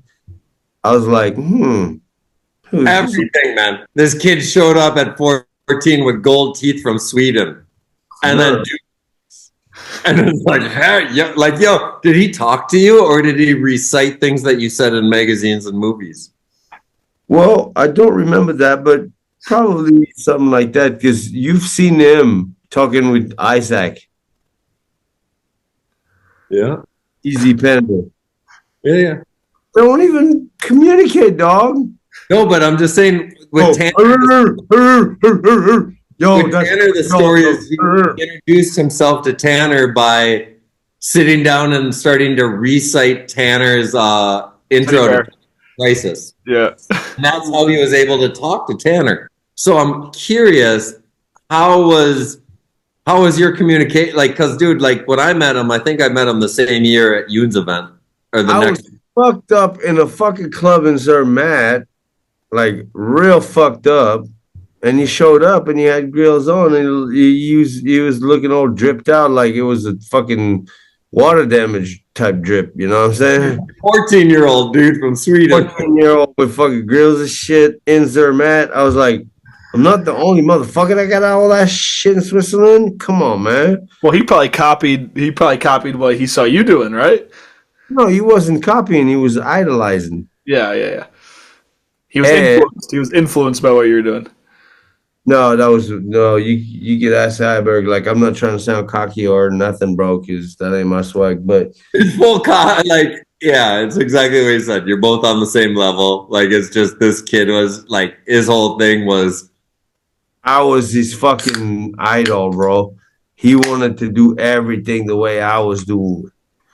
So I took it under my wing. I did what I could for him, and I think I did not too bad so far, right? not at all, man. So how do you come up with the first year when you meet 14-year-old Henrik Harlaut at camp with grills? So his first nickname is Bloody Dollars that you give him. Do you give him the nickname Bloody Dollars as a 14-year-old the first year you meet him? No, I've never heard that name. Bloody Dollars? That was the name of his first pro model in Ninth Ward. No, E-Dollos. No, Bloody Dollars was his first nickname that you gave him, and that was the name before it was the E-Dollo year number 2. I do not recall that at all. If that was made by Nat Wall, that wasn't made by me. That was made by fucking what's his name and what's his face? Fucking Campbell Mickael. So you didn't give him the nickname Bloody Dollars. Never heard of that name, dog. Wow. Man, that's awesome. You taught me my first thing today that I thought I knew. I'm sorry, dog. So you came up with the E-Dollo, but you don't know anything about Bloody Dollars, is what you're saying? Because I don't. I first of all, I don't recall it. Second of all, I don't. I wouldn't. Why would I bloody anything? Like, you know, I know. That's why we're asking. That's Yeah, why Iberg, where'd you hear that from? Yeah, Iberg, where'd you get that from? lost as you too, motherfuckers. I don't know what you're talking about. Like, I wish I had answers for you. I don't. I really don't. Iberg, you got to tell us your source for that info. I don't know it. I thought it was just history in my head. But see, that's why we got to make an autobiography of my shit with you. Some of the people that still have a couple neurons left. Okay, I just call Henrik when we hang up, and then I say, "What the fuck? My head hurts. Did I really think this for 20 years?" Yeah, let's just call him right now, dog. Yeah, he don't answer, man. It's So you meet him and all this shit. You take him under the wing, and now you're starting this Ninth Wards company because he's sponsored by Scott, right? And he's pretty fucking dope when he's 14. He's doing Switch 14s and yeah, he was Scott back then. Yeah. So like he was kind of Henrik. How like I'm gonna guess it was the easiest sell ever. But then you just say like, "Yo, little man, I'm making a ski company, man. You want to ride? I'll give you a pro model." Like, how does it go when you get him on Ninth Ward, man? Because it's a move. Like you took him away from Scott, and he was a protege. Yep. Simply by telling him, look, I think we can make something really big out of this one. Can't really pay you that much, but I'm willing to give you what I would give me in order to have you, if that makes any sense. It does. Here's my biggest question. If you said I was ready to sacrifice my entire budget, my entire everything to get half. Did Henrik ever get paid by Ninth Ward or having 6 pro models? Paid, I don't think so, because I wasn't in charge of anything that had money related. That's why they still owe me like $141,000. But you can ask that to Campbell Mickael. Yeah, or Henrik. I always wondered, man, because he had 6 years of pro models, and I know he does everything for the love of the sport, right? Oh, And you were okay because you were hustling, and that's your reason. and we can. No, that's not my reason. That's not true. I was feeling bad for the kid, yo. Yeah, because you knew he wasn't getting paid, or what'd you feel bad about? Yeah, because I knew Campbell was fucking him the same way he was fucking me, but me, I didn't have a problem with getting dick up on my butt because I had mad dough in my fucking wallet, you know. So I was cooling off, you know. I was like, yeah, fuck you. You owe me money. I don't need you to make money. Do you know that Henrik, when Corrupt was started, they offered him a contract? Say that again. Corrupt. You remember Corrupt? Candide, TJ Schiller, Kobe West, all the guys that got pro models from France. Corrupt. Yeah. So 2009. Oh, with C. Okay. Yeah, but dog, come on, man. You taught me all my fucking everything I know about hip hop is grace of you, and you talk about Corrupt. So me in my head, I'm like, Yeah, no, we're that fucking. dude wearing the blue rag going like, you know what I'm saying? Yeah, but we on the same level now, so I'm curious. Oh, I got you now. I got you. Okay, so Corrupt. So Henrik, I'm always Okay. wondered because Henrik's always told me that he turned down Corrupt, and I know what numbers that means, right? And he stayed. So Is that the Candid one? Yeah. Okay. Yeah, 6-figure shit. So I was curious if he turned down 6-figure for a non-payment, but it's just wild to think about. But that's also culture creators. I don't want to talk shit on it. I want to say you look at who Mikel is and who Henrik is, man. When you culture create, and you whether you know it or not, you fucking make sacrifices because it ain't about money. So, but at the same time, it's wild because Ninth Ward is the most mysterious thing in the history of twin tip skis. And ninth Ward will fit. Yo, bro, like we made the best craving out of people. I agree. Between you and but we left them there, right? But we didn't took our responsibilities, and we gave them the best fucking withdrawal without even having tested the product before, and we never gave them that dope. Nope. Never ever. You see what I'm saying? You guys had the perfect branding. All the hype. We were the perfect dicks. Putting a 9 on everything, man. Yeah. Like everything about it, the culture, like the way it was represented, like it was just something that was like skateboard in our culture, but like wasn't accepted. So when it wasn't accepted by the industry, like everything they did, man, like Rory had like the craziest ads you've ever seen, but if you remember it. So then you could like want it. They had like fucking full page ads where you'd like do rip out and it was just filters, right? So a whole page ad was thicker paper with a perforated things to make filters out of it. And that was in Free Skier. You would never see anything like that in Free Skier today. You'll see an ad for freaking Palisades at Tahoe. Get a free lift ticket. That's what you're seeing in Free Skier today. But I just wanted like whatever, happened in the business of Ninth Ward, and it sucks because the people that create the coolest shit are the worst businessmen. Creatives are not thinking about how to like make a dollar. You're like, I'm going to do something because I can and no one else does it like this. So that's where Ninth Ward was special, I believe. I think that's what I miss the most. Like not knowing what the fuck happened with Ninth Ward. Like how did we get there? How did he get there? How did he get so bad? Like, all that shit. Like I got so many questions, probably 10 times more than you, dog. And that's a Campbell story, right? The guy who started it. Like it's like all his story. The guy who to create a ski company that's based off a ghetto area in New Orleans, Louisiana. And then you put Ninth Ward. It's an area in New Orleans, Louisiana that represents the luxury sport of snow skiing. It is awkward. Imagine right like a mile away on the right side, if you look at the map, Then you had the bayou and all that shit, and you upward that toward like where like there's like the most criminality in the last 20 years in the history of motherfuckers getting shot. You know what I mean? It's like you're like, why would you name a company like that? And I was like, yeah, that sounds pretty dope.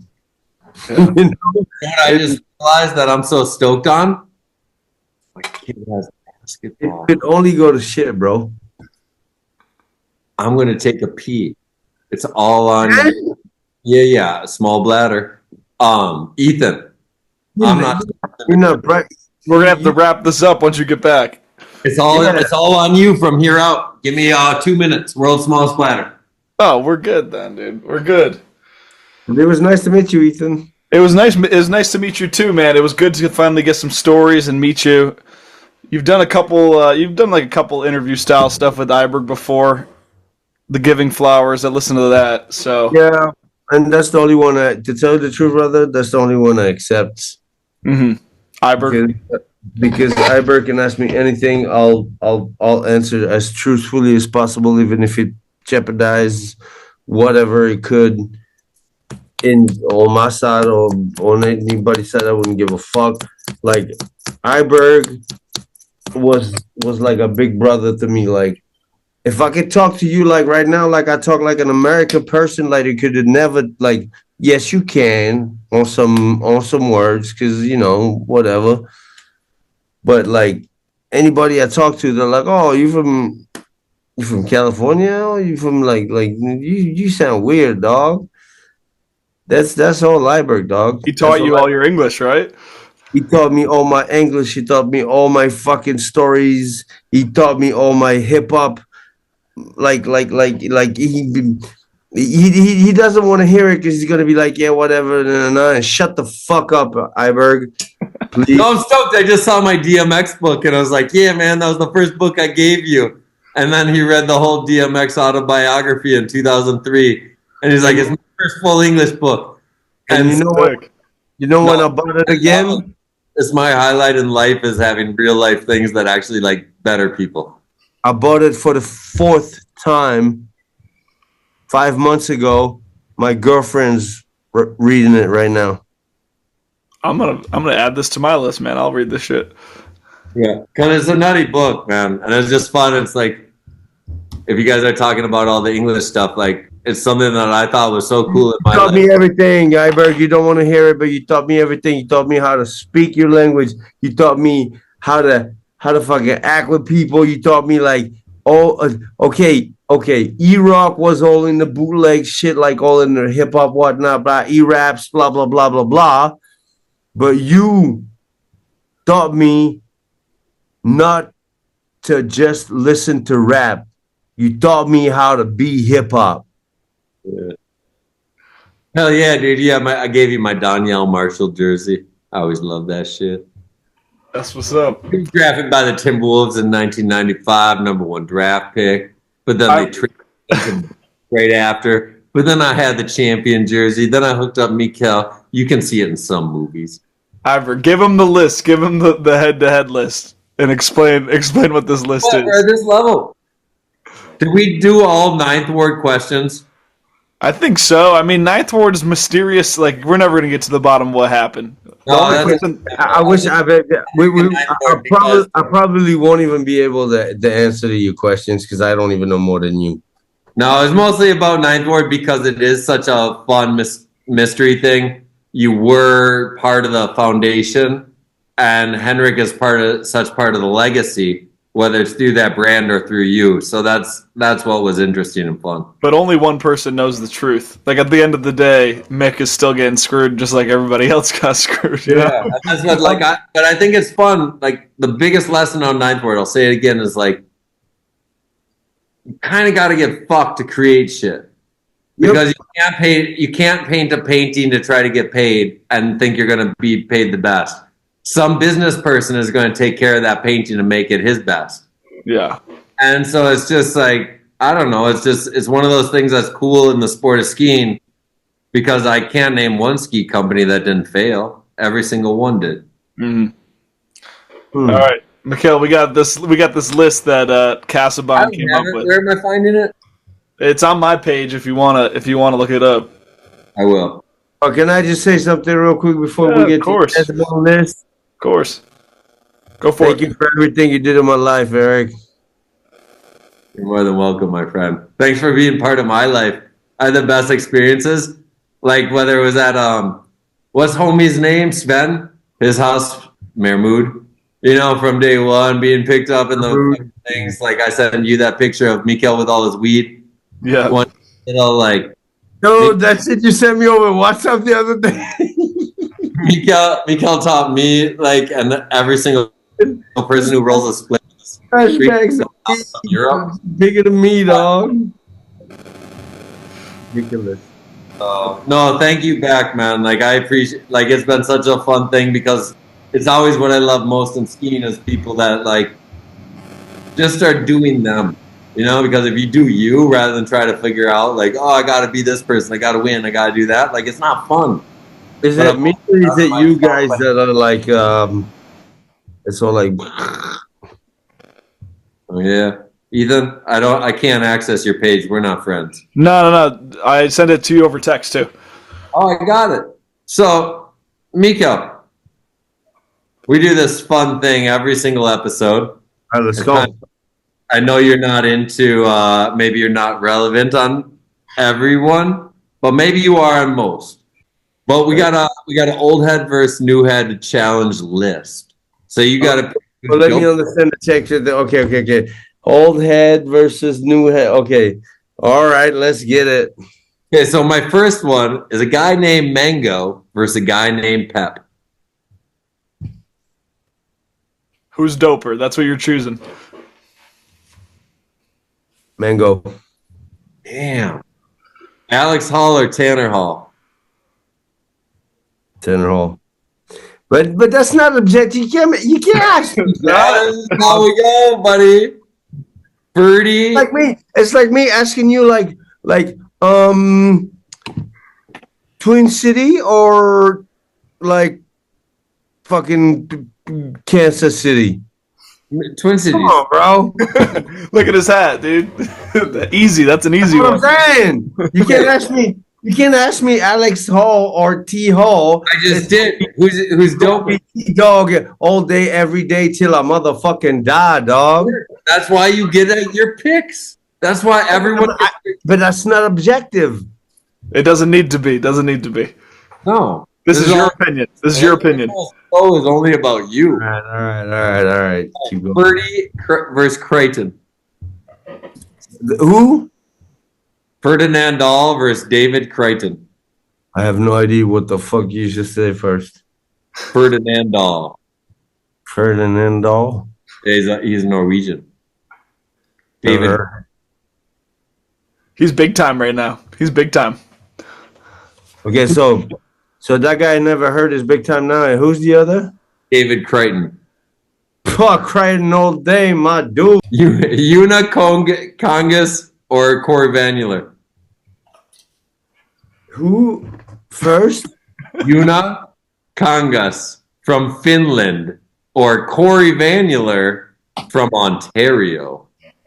Shit, I'm not even gonna answer your questions anymore. I'm just gonna use that new rhythm I finally figured out after 20 years. Woman no one obeyed. Them not go feel by your legs if you accelerate. And it's the same rhythm as who got the keys to my bima? Who am I? Them girls, them sugar, I and I. You're saying Sean Paul beat is the same fucking rhythm as the Beanie Man? Yep. Okay, well that's great. So we're not doing this list anymore. He doesn't know the new heads. He doesn't know the new heads. You could do old head for the rest of the list.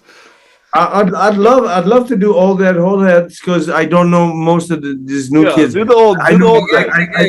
Oh, this one's gonna suck for you. Yoon versus Simon. Yoon versus Simon? Who's doper? Who's doper? Dope is on those two. That's a hard one though. I knew it would be. Yoon Olsen versus Simon Dumont. Doper, right beside their name. Yeah, yo, bro, come on, man. It's a hard one. They're both like pretty fucking whack and pussies. So fuck both of them. All right, And that's I'm picking Rory Silva. the How best. you like it now, bitch? I thought of a better answer, man. We'll leave it on that. We'll leave. I'm a fan of Rory Silva. All right, that's it. That's all we got. Iberg, thank you for teaching me all these things about everything in life and in hip hop and everything. Ethan, thank you for having me. I loved every moment of it. We could have go all night. We could have so many more stories to go, but people are probably fed up with my shit anyway, and everybody's talking whatever. But you guys are awesome, and thank you. And I just really hope I can come visit you very soon in Minnesota, Iberg. Where do you live, Ethan? I live in Connecticut. You don't want no part of that. We're near New York City.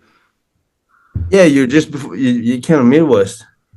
No, they're East Coast. Ken Kniff from Connecticut. Yeah. But I meant like you're about to go Midwest if you slide a little left.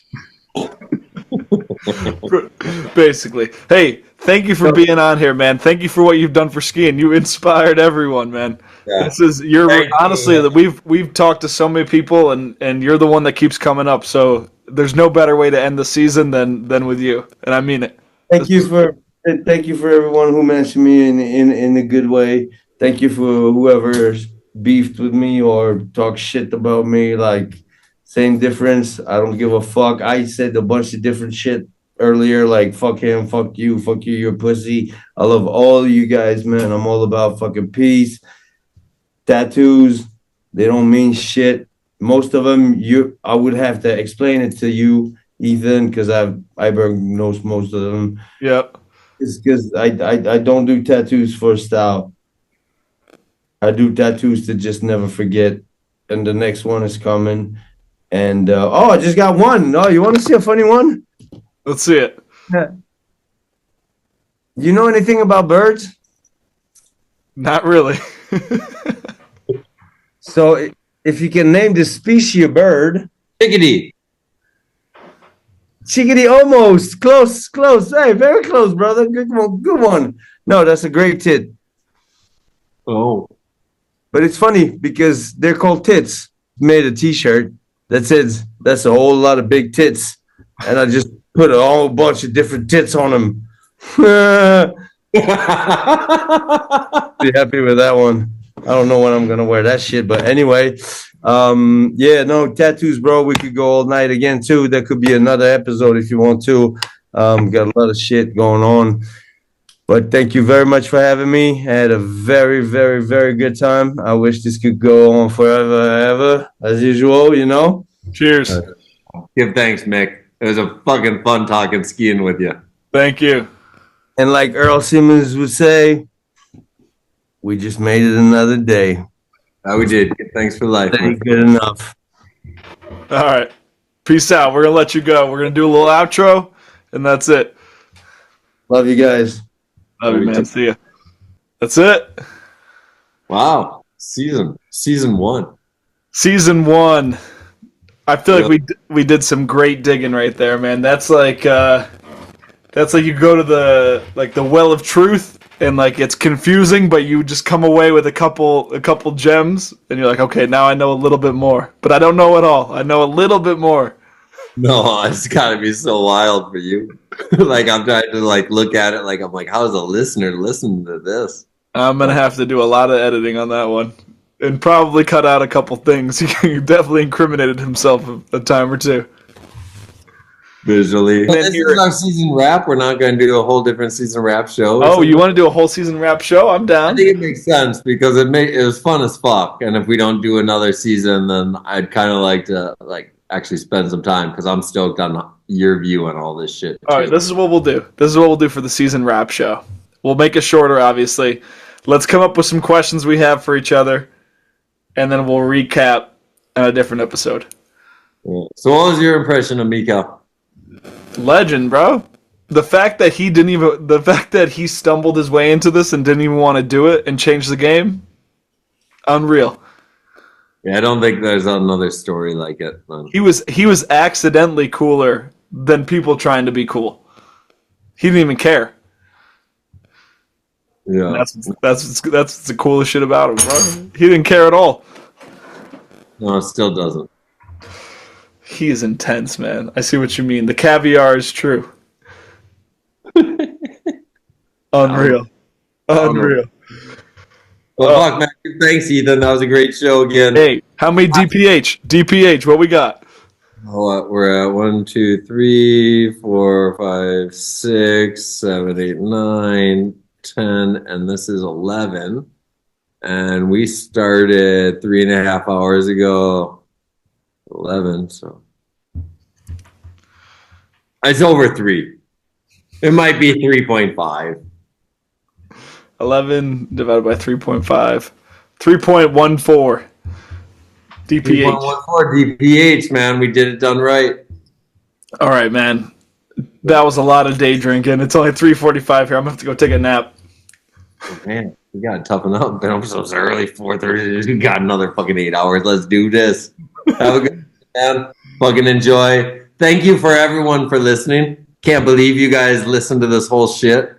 Like, I know it's conversations. I know it's not exactly a podcast. I know my audio sucks. I know our visuals suck. But I just wanted to do it because I wanted to get it recorded, people's story. And because Ethan has microphones and outlets and can push record and upload, that's why I wanted to do it. So thank you to everyone who's listened this whole season. Thank you to the guests that were on. And give thanks for all this time, because it's a lot of fucking time, man. Everyone's invested. We put a lot of time into this, folks, and we appreciate you guys listening. And I'll say this right now. Regardless of whether we do season 2 or not or whatever, this ain't the end. All right? We're going to see what's up. We'll see. No, there's too many fun things. Skiing evolves, and it has too many characters that never got their stories told, so I'm here. There's a lot more to do. All right. Iberg's going to go pick up his kids. I'm going to go take a nap. We'll see you guys when we see you. Maybe we're going to do a little recap episode coming at some point. Who knows? All right. Have a good night. Peace. All right. Peace out.